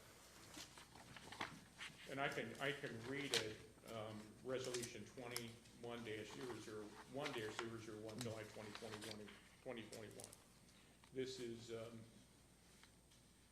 I'll wait till it gets on the screen.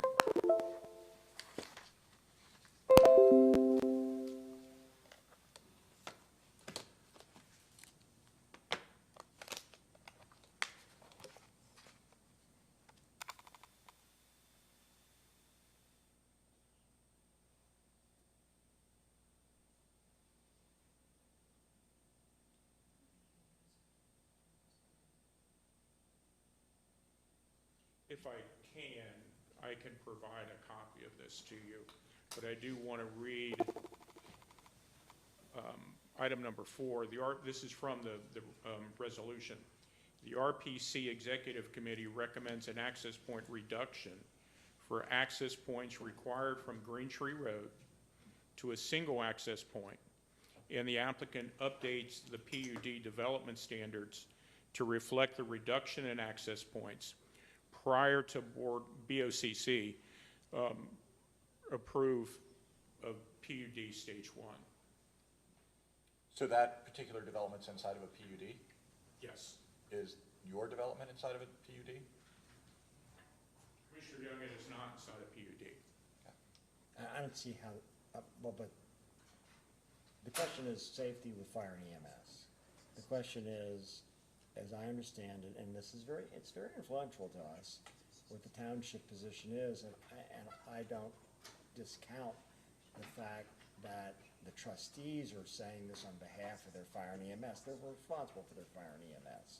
So the fact that their fire and EMS people independently have not said anything, I don't think is necessarily all that important. Maybe that would have been something that they could have brought those people here, but the fact that their trustees are saying this, I think speaks on behalf of that.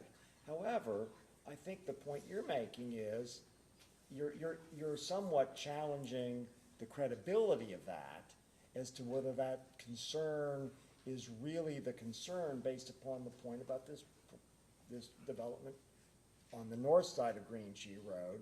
And I was asking a similar question with relating to the fact that there's a whole lot of Shaker Run development that's not yet been put in, that has more homes in it, but didn't change the access points.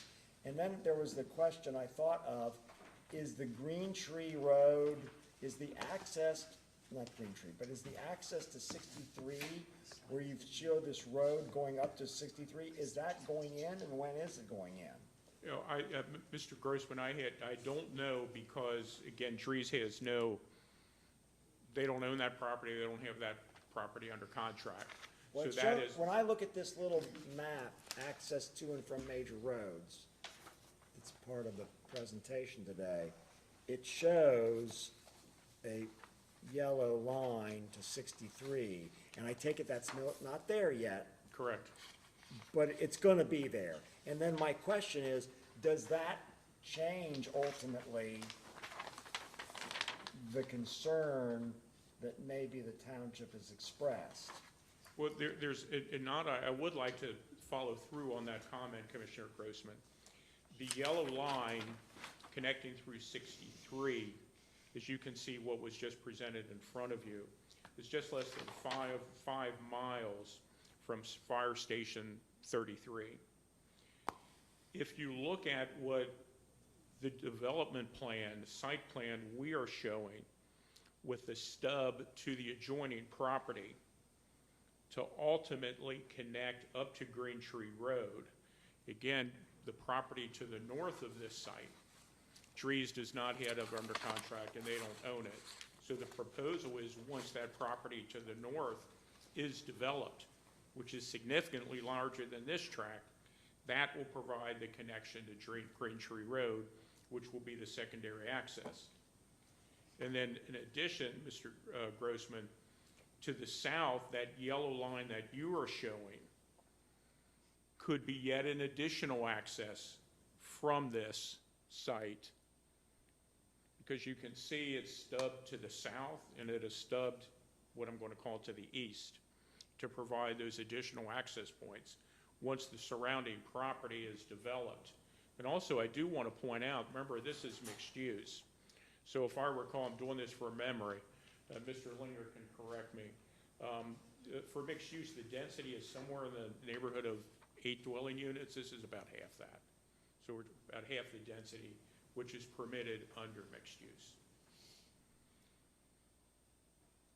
And so the proposed access point through Shaker Run, which is outlined in green, is the shortest distance to Fire Station 33, 2.73 miles. So what effectively, if there is a denial here because of fire and safety issues, then this property will not be developed, and potentially the property to the north won't be developed based on the same issues, without the waiver from the Planning Commission. So there is, and again, in our opinion, not only because of an additional, as Commissioner Grossman pointed out, not only because additional developments to the south that only have one access point, but also for Green Tree Meadows, which again, almost 3 times the amount of density, has only one access point, which was approved approximately 2 years ago. Counselor, that doesn't carry a lot of weight with me, simply because doing this for a long time, we have literally roads, one side of the street has sewers, the other side of the road doesn't. In the big picture, is that fair? Not really. If I own the other side of the street, no, it's not. But that's the way government is, where there are lines and demarcation lines. There are things inside of PUDs that were negotiated a long time ago. And just because someone else has the right to have a smaller setback, more density, the number one thing that carried weight with what you have said with me is that as it's a mixed use, it theoretically has a higher density even than this. I'm trying to reduce density, in this area. I think it's out of control, and from a public safety standpoint, it is very, very troublesome to the township. It just is. And the more developments going on 63 as we see it today, in 10, 15 years is not going to be State Route 63 as it is. That is being widened. There's an entire new, basically, village of Marymount being developed right now in Union Village. Those are all coming. So the last thing I want to do is encourage higher density developments. But again, back to my point, Commissioner Young, this is a lower density than what's permitted under mixed use. About half. All right, and so, let me see if I understand part of the point here.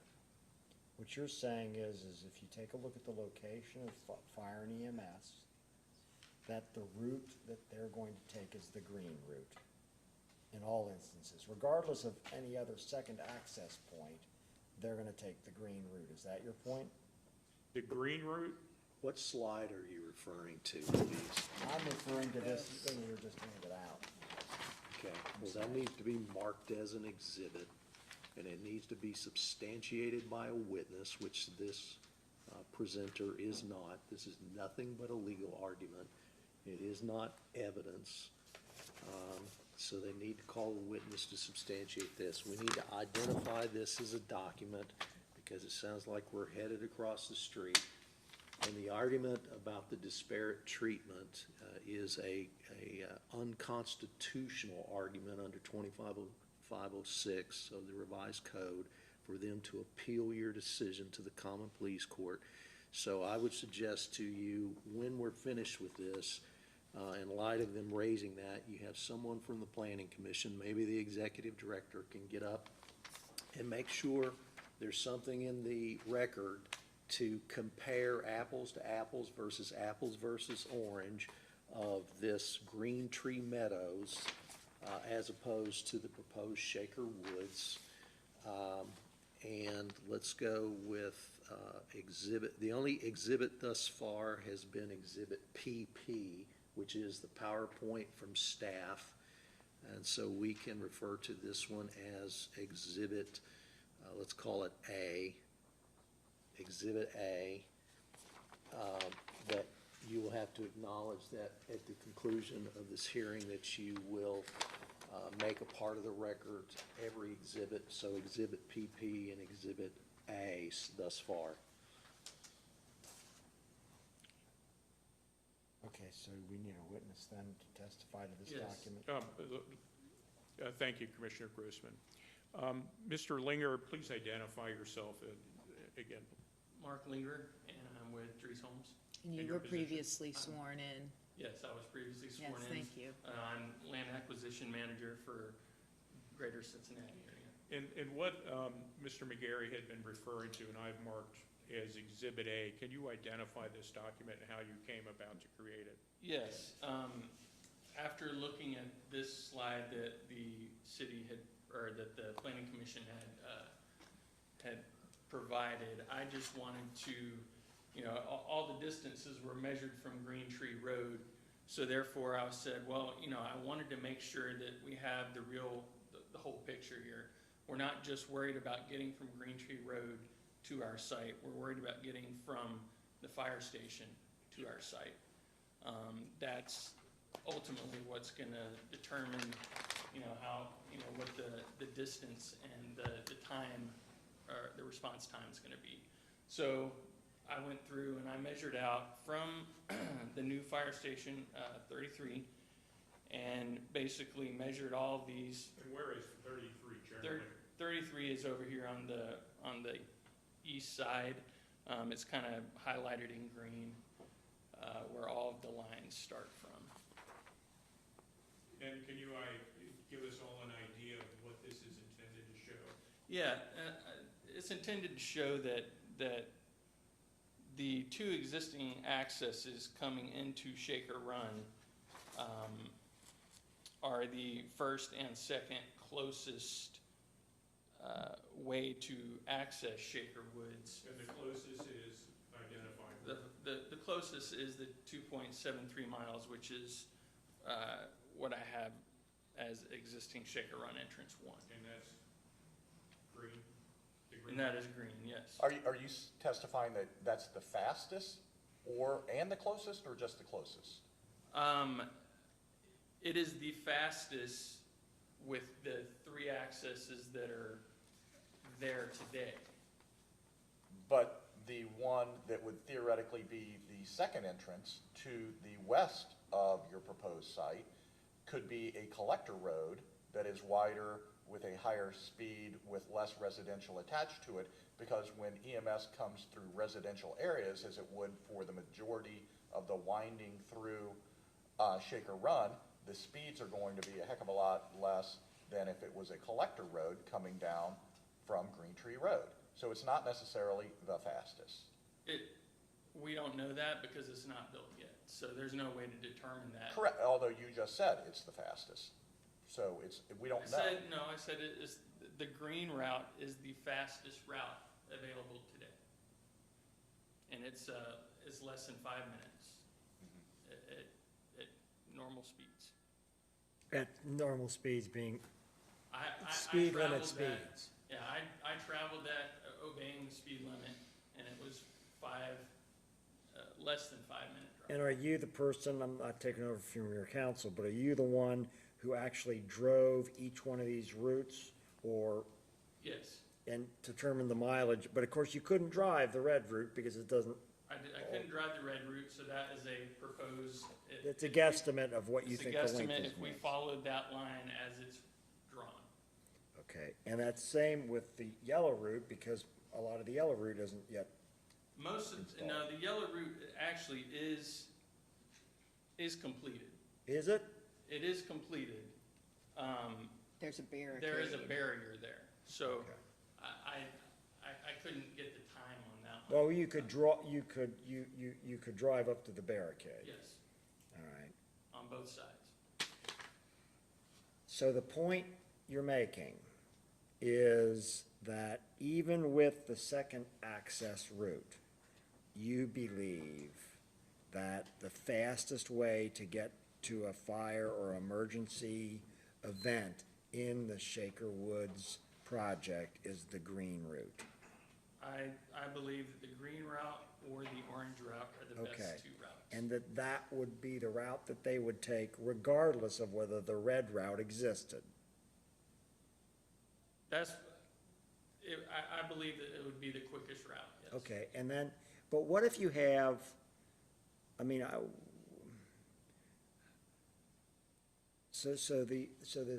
the second entrance thing, obviously, one of the things about, and maybe you guys correct me if I'm wrong, one of the reasons for having another entrance route is in case there's some obstruction to the primary route.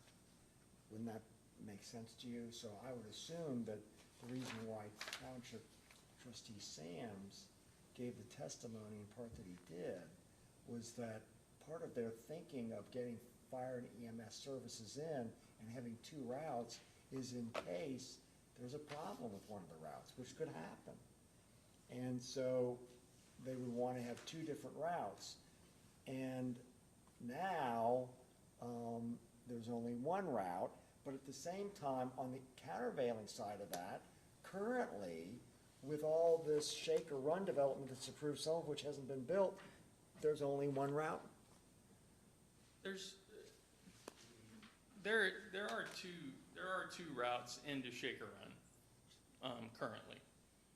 Well, you're talking There's- about the green route and the orange route. Correct. Okay. And But once you get back to the point where the orange and the green joins, right, that's 1 route. yes.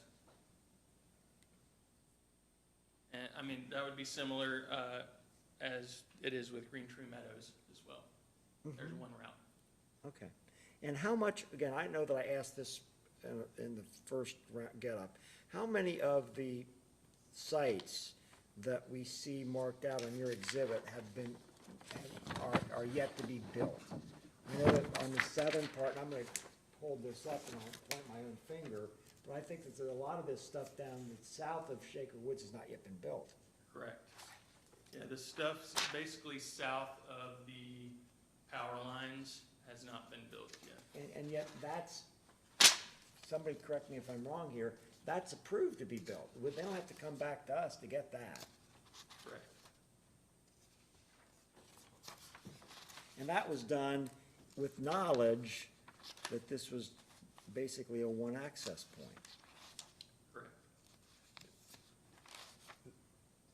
Tiff, that was done, I mean, the PUD for Shaker was done 30 years ago, wasn't it?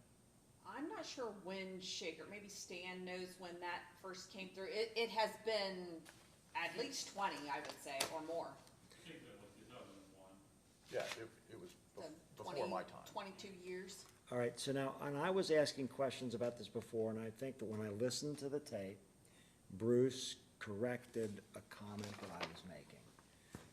Because I was also wondering about the owner of the property that this property is going on, and whether there would have to be a partition to do this. And I think Bruce was correcting my phraseology on this.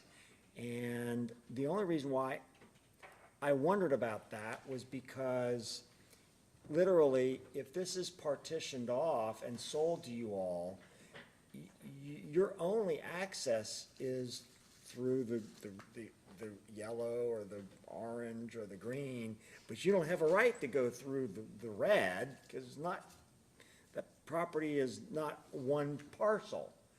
But apparently, currently, it is one parcel, Bruce? It is, it's 208 acres. It has not been divided. Right, okay, so now, so that raises this question of, in part, the creation of the problem here is the fact that that is gonna be broken off from the whole, and they're gonna create at least two parcels, right, Bruce? They can divide it by survey, which they've made no effort to do thus far. And it does not, at the acreage that they're proposing, it does not require any approval of the Regional Planning Commission. It's just by virtue of a land survey for a division of land because it's above 5 acres. And their survey would be reviewed by the county engineer just to make sure it meets survey standards and filed in the land records surveys up in the map room. And then subsequent, they would have to put down a deed that conveys it, and they can do it from themselves to themselves to create the parcel. So it has not been created. But they will create, in order to separately sell this to these folks, for Dries to develop this, they have to separate it out from the whole right now and create a deed for just that property. To pursue this 30 acres, and I'm rounding, yes. They don't have to. They could sell them the whole acreage. And Well, if they then sell them the maybe whole our acreage, problem then is they could be required to put in the road. The red line, that's correct. But they're not doing that, I don't think, right? They're not ready to sell the whole acreage. But again, the owner is essentially trying to sell a parcel or a piece of his total acreage and is choosing not to put in, we'll call it the new red road. They could easily put that in right now. They own it. They own the property. Yeah, I mean, they own the property, yes, but I don't know how that, Is that a thoroughfare, is that red line through their property on the thoroughfare plan? That's a question you can ask Planning Commission when they come back up. Okay. I don't have any further questions. And we have no further comments. I just want to make one clarification in light of something that was said earlier. I want to correct the record. There is no two access point requirement, period. Our development standards do not require that. The issue is whether or not you've heard evidence that creates a preponderance of substantial, reliable, and probative evidence in the record on the three factors back on the other slide, slide 18, about fire and EMS and access. That's the issue, and the township's saying we need two to this. If this is going to be divided out into 30 acres standalone, and its only access is off of Broadmoor Lane, that creates a public safety issue. That's the point. Yep, I get it. And you can say, you can make a finding that, yeah, it does need two for that reason, those factors, but not, and I wouldn't even suggest you do that, you would just make a decision based on those factors. But to say that there's a per se requirement, I've told you now, previous hearing and today, when you look at the development standards, there is not a development standard that requires two accesses. Now that can be resolved down the road at the subdivision. Once they divide out the 30, then they gotta come back and subdivide it, and however many lots they're proposing, which is more than 50, and if it is more than 50, they've got to get a variance or a waiver from the RPC, not you, but you can still make a determination to approve with conditions, like you gotta have a second access, or deny because you don't, because of those factors. But that's only one of the two questions we're facing today. The other is a waiver specifically on setbacks. That's which- true, and I would also suggest that you have Turtle Creek, since they're here, come back up.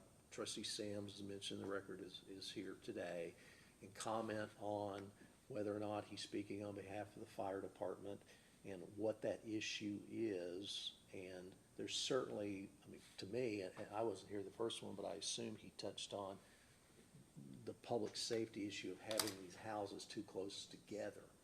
Correct, and that was before we bring him back up. I'm asking the question on, that is before this board, two questions, and one of those, and I've heard no direct evidence on, other than we're gonna come off of that because the neighbors got to do it. They got to do it inside of a PUD, and they're closer together, so therefore we should get to do it. Yeah, and I think the county administrator, in answering a question that planning can comment on as well, made a valid point. You're talking about a development that was approved many, many years ago. Since then, we've had experiences in this county where, in subdivisions with houses being so close together, that there are fire issues related to that, and so they can speak to that. They have to put that into record for you to consider it. Okay, well, and I did want Jonathan, if he was able to come back up and talk to us about those topics. And then once they do, then you've got to give Dries and/or Mr. Palo the opportunity to come back one more time to offer any rebuttal they want to offer on that. Okay. Thank you. Thank you, Mr. Young. And Bruce, we will need to identify this. This is Green Tree Meadows. Okay, so let's mark that as Exhibit B. And there's the corresponding resolution that goes with that. Just make it all in one if you want to. And do we have sufficient testimony identifying that in the record? Yeah, it's a public record, and planning's going to speak to it as well. Okay, all right, very good. Thank you. Okay, trustee Sams, would you mind coming forward and affirming that you have previously taken an oath here to tell the truth? Of course, I have been sworn in on this matter. Good morning, Commissioners. Thank you for continuing to consider this matter. With regard to the fire department EMS, yes, that's the gravamen of our concern. We consulted with our fire department, our fire chief. They always review the site plans that come before us, and before we submitted our correspondence, we consulted with them, and it was from that conversation that we developed our objections to the site plan. Can I ask you about that, Yes. Jonathan? So, is there, I'm gonna ask, do you have this document? I do not. Could you give him a copy of this document? And just for the record, what have we marked this as? That's Exhibit A. I went to constitutional law class. I know that one. That's it. Okay, Exhibit A. So Jonathan, what they're saying is that from where your station is, that regardless of putting in a second access point through the red route, your fire and EMS people are gonna come through the green route or the orange route. is that wrong or is that correct? And why is it that the red route, having the red route is important to you, even though you generally would go through the green and the orange? Is that because there could be some blockage or something like that, and you want to at least have a secondary chance of getting there? Is that the point? That's correct, Commissioner Grossman. So, multiple questions there. We would generally access this location right now through either the green or orange. Michelle, can we pull up the site plan? And in fact, that's exactly what you are doing for Shaker Run development, That is correct. and that's what you would have planned to do for future Shaker Run development that's south of Shaker Woods. That is correct, which was all approved under a PUD from some time ago. That's perfect. So I'm looking at the, what slide number is this? Do you know? I'm looking at a slide that says landscaping. It shows the site plan for Shaker Woods, It's part of the PowerPoint. which is part of the PowerPoint. And so the access up here on Green Tree from green or orange, those are two accesses into Shaker Run. But into this subdivision, there is one access point. And so we're talking about a subdivision that they apply for 5-foot setbacks with one access point that's there. And we will be running, along with mutual aid if there's a major fire, we will be running multiple fire engines 64 feet long into this subdivision. While people are trying to get out of this subdivision, while we have the potential of one house catching another house on fire, depending on the dryness of the conditions. And we can't say that these things don't happen. We had a recent fire in Maui where people were trapped in the community that they were in because they had insufficient access in and out. And so if we have lots of fire engines trying to come in and out of there, if we have EMS coming in and out of this location, if we have cars going in, if we're trying to get people out, if we have cars trying to escape from this location, I have only one access to this right now. And so it's not the speed under perfect conditions from Fire Station 33 to get here. My problem is accessing this location and the potential of having blockage into what is a bottleneck into this subdivision. But isn't that true, that problem true of all of the area of Shaker Woods south, not Shaker Run, south of Shaker Woods, much of which is not yet developed? So going back to the exhibit, and you see where my finger is on Exhibit A, I'm pointing to the housing that's planned south of Shaker Woods that's in Shaker Run. Isn't that objection true of that area too?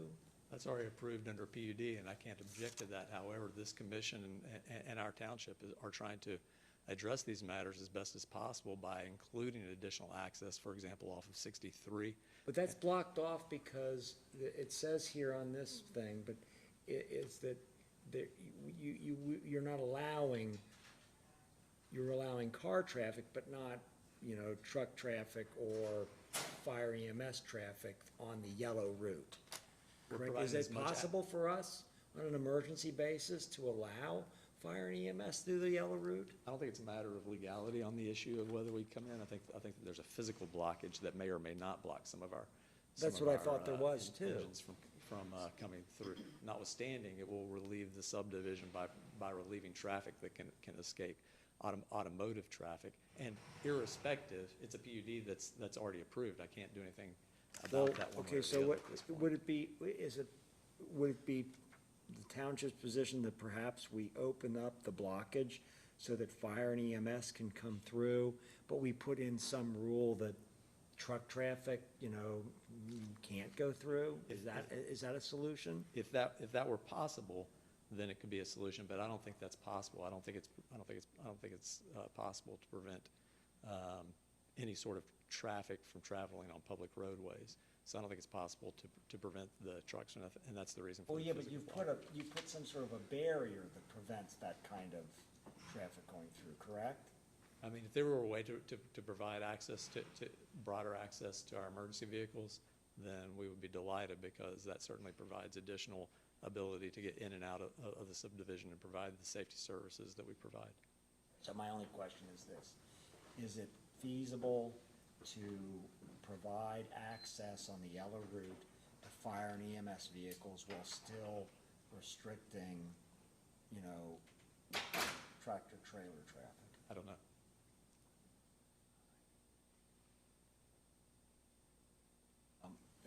They're showing a slide here that just shows, The red comment, I think was what Michelle wanted you oh, okay, to be aware of. all right, let me read it. The current physical blockage, my understanding is that's not available to be utilized until it's signalized, and that won't happen until 63 is expanded. That's my understanding, why there's a current physical Well, when blockage. is that gonna occur? The end of 25. The end of 2025. And They're so when- currently out for bid for the project. Okay, great, that answers that question, and when would Shaker Woods be opened up for housing? Would it be prior to 2025? I don't know that, but my Oh, I concern. know you are, but I bet you that I'm not asking that ultimately to the applicant again, because we're going into 2024, you don't have your plans all set and going, but my guess is that, and it's just a guess, that they would not have their infrastructure built and then actually have the first home moved into until probably sometime in 2025.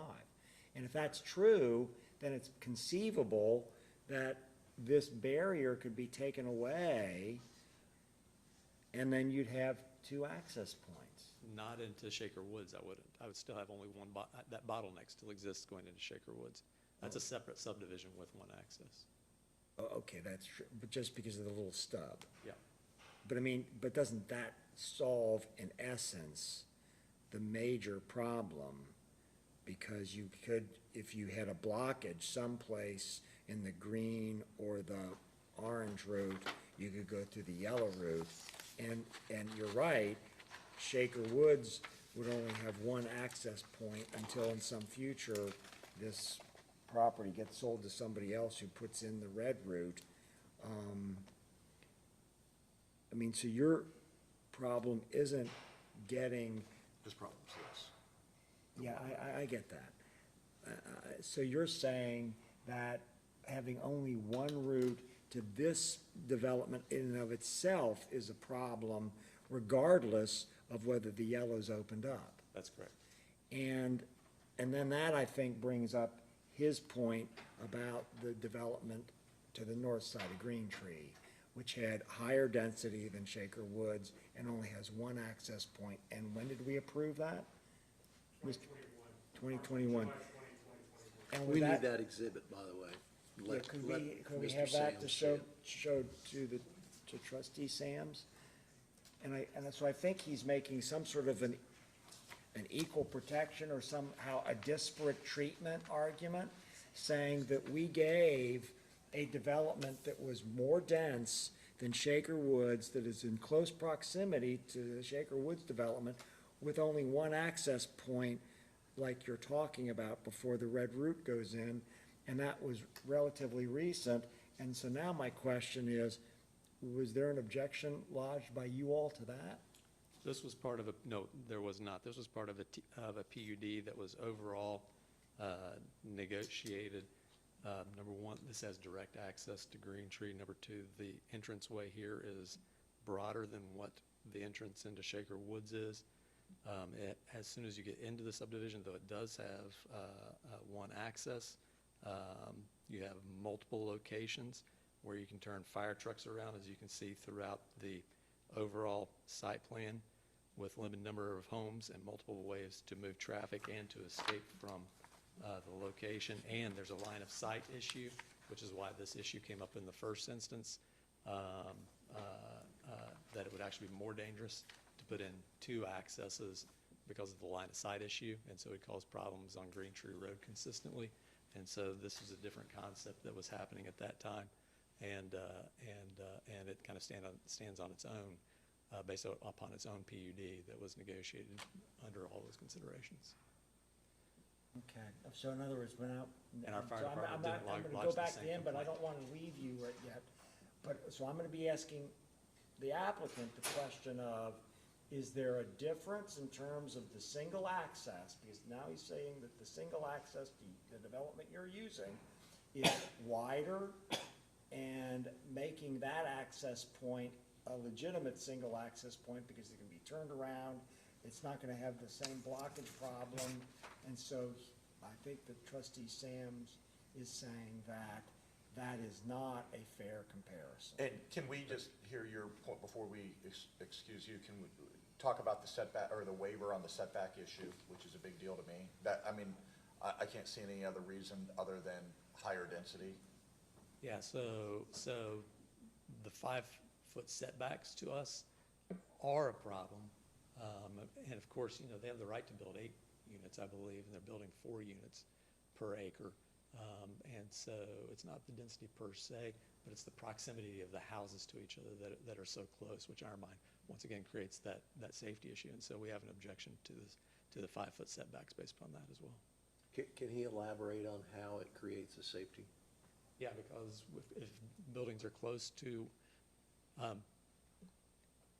it creates a safety issue, because if buildings are close together, then it's more likely that fire will jump from one building to the other than if they have the setbacks that are established.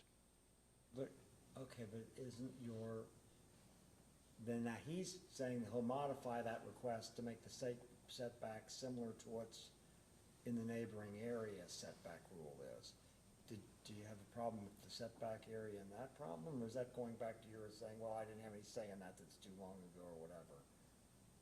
So we would prefer to see the standard, this is not a PUD, this is being submitted under straight zoning, and so we would prefer to see the straight zoning on that. There's a reason why we have the straight zoning, which is for safety and for the community standards that have already existed, that this board has, that this Board of Commissioners has approved based upon recommendations of all the various political subdivisions.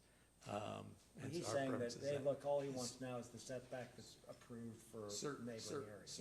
The 12 feet certainly improves the issue, and yet it still does not alleviate the one access point and the safety equipment moving in and out of the So you're location. saying if we don't grant the waiver, and he goes back to normal zoning, that whatever the density is he can put in there is okay for one access? No. I'm saying that one access, so you're arguing from density to access.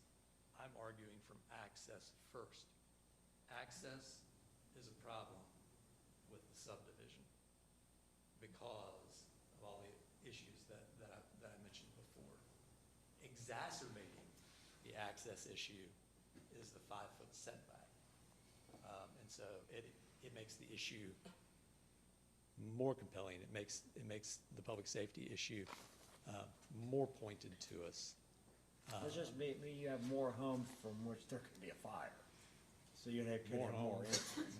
more people moving in and out. Yeah. More likely that fire will leap from one building to the next with the 5-foot. That's correct. Okay. And your point is, even if it's 12, which is what was allowed in a PUD nearby, that's still not the standard of 15, and there's been no compelling case made for allowing it to deviate from 15, other than our neighbor got to do it. That's correct. Which was a PUD. Right. Thank you, everyone. I want them to make a response to this, or give them an opportunity for that. We have to, yeah. How about Planning Commission, if they want to add any? Yeah, and To then, these and issues. I want to make a comment here. I had an 11:45 luncheon, and I've got to call those people and tell them I'm going to be late.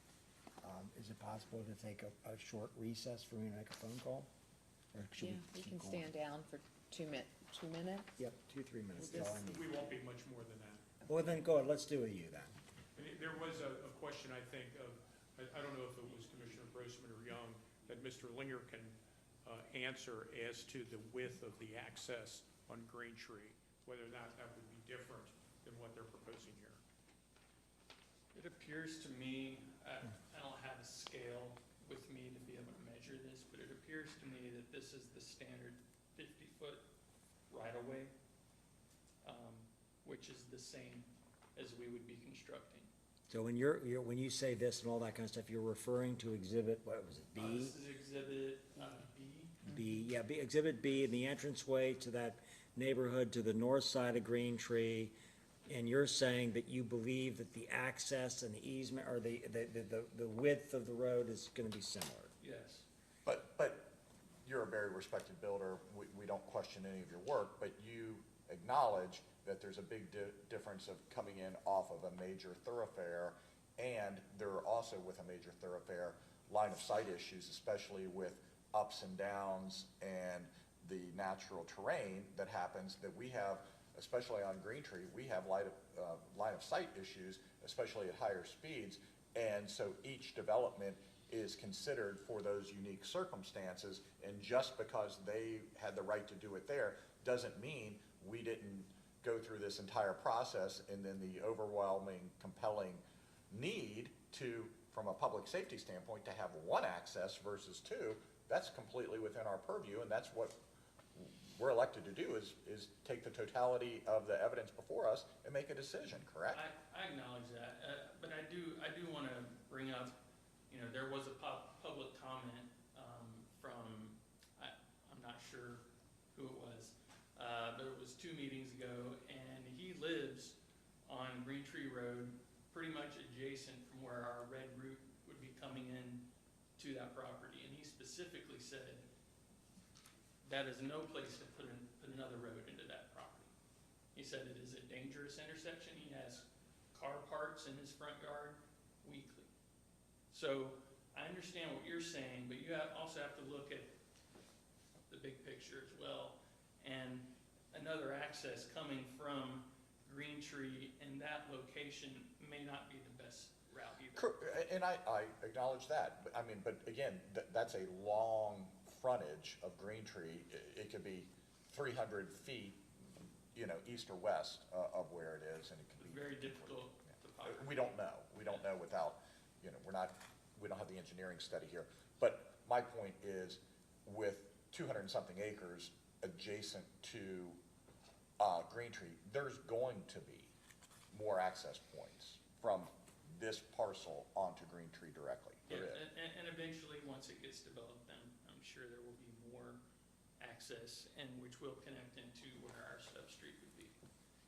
And I think there was one more comment that Commissioner Grossman had made on your build-out, your anticipated build-out. Yeah, our anticipated build-out, as Commissioner Grossman had stated, yeah, we still would have to get approvals, then we would have to get final engineering done, and then we'd have to build it, which is about a 6-month process. So yes, we wouldn't have homes lived in prior to 2025. All right, so my only question about that was related to the fact that at that point, the yellow route could be opened up. Correct. And, okay. But I don't understand where it says access limited to car traffic, fire rescue, and tractor trailers cannot come through due to design. Is that design of that yellow route such that once it's? Once you hit that bottleneck right there, Yeah. there is a specific road design that narrows down with a median in the middle that would make it very difficult. And from what I understand, that was done purposely to keep out tractor trailers. Right, we did that because the residents didn't want tractor trailers going through this very area to the northeast. But that would not prevent an EMS vehicle from going through there. I don't think it would prevent an EMS, no. Okay, but would it prevent a big fire vehicle from going through there? Potentially. But they could run over the curb. Okay. I know we're constrained with time, and I certainly appreciate that. I just want to make one comment to wrap it up. Mr. McGarry had indicated you need probative, reliable evidence, testimony, irrespective of the respect I have for any elected official or appointed official. I think the analogy that a PUD is significantly different as regards to access than straight zoning, I don't think that's accurate at all. The underlying issues between access on a PUD and straight zoning are exactly the same. Fire, safety, traffic, again, all of which It's the final determination of the planning commission. So we ask that you approve the site plan. We ask that you approve the setback issue. We do modify that from a total of 10 to 12, 6 feet on each side, and ask for your consideration on that. Thank you. Great, thank you. I think we'll just stand at ease for 2 minutes for Tom. And then I would like to hear from RPC when we come back to order. Thank you.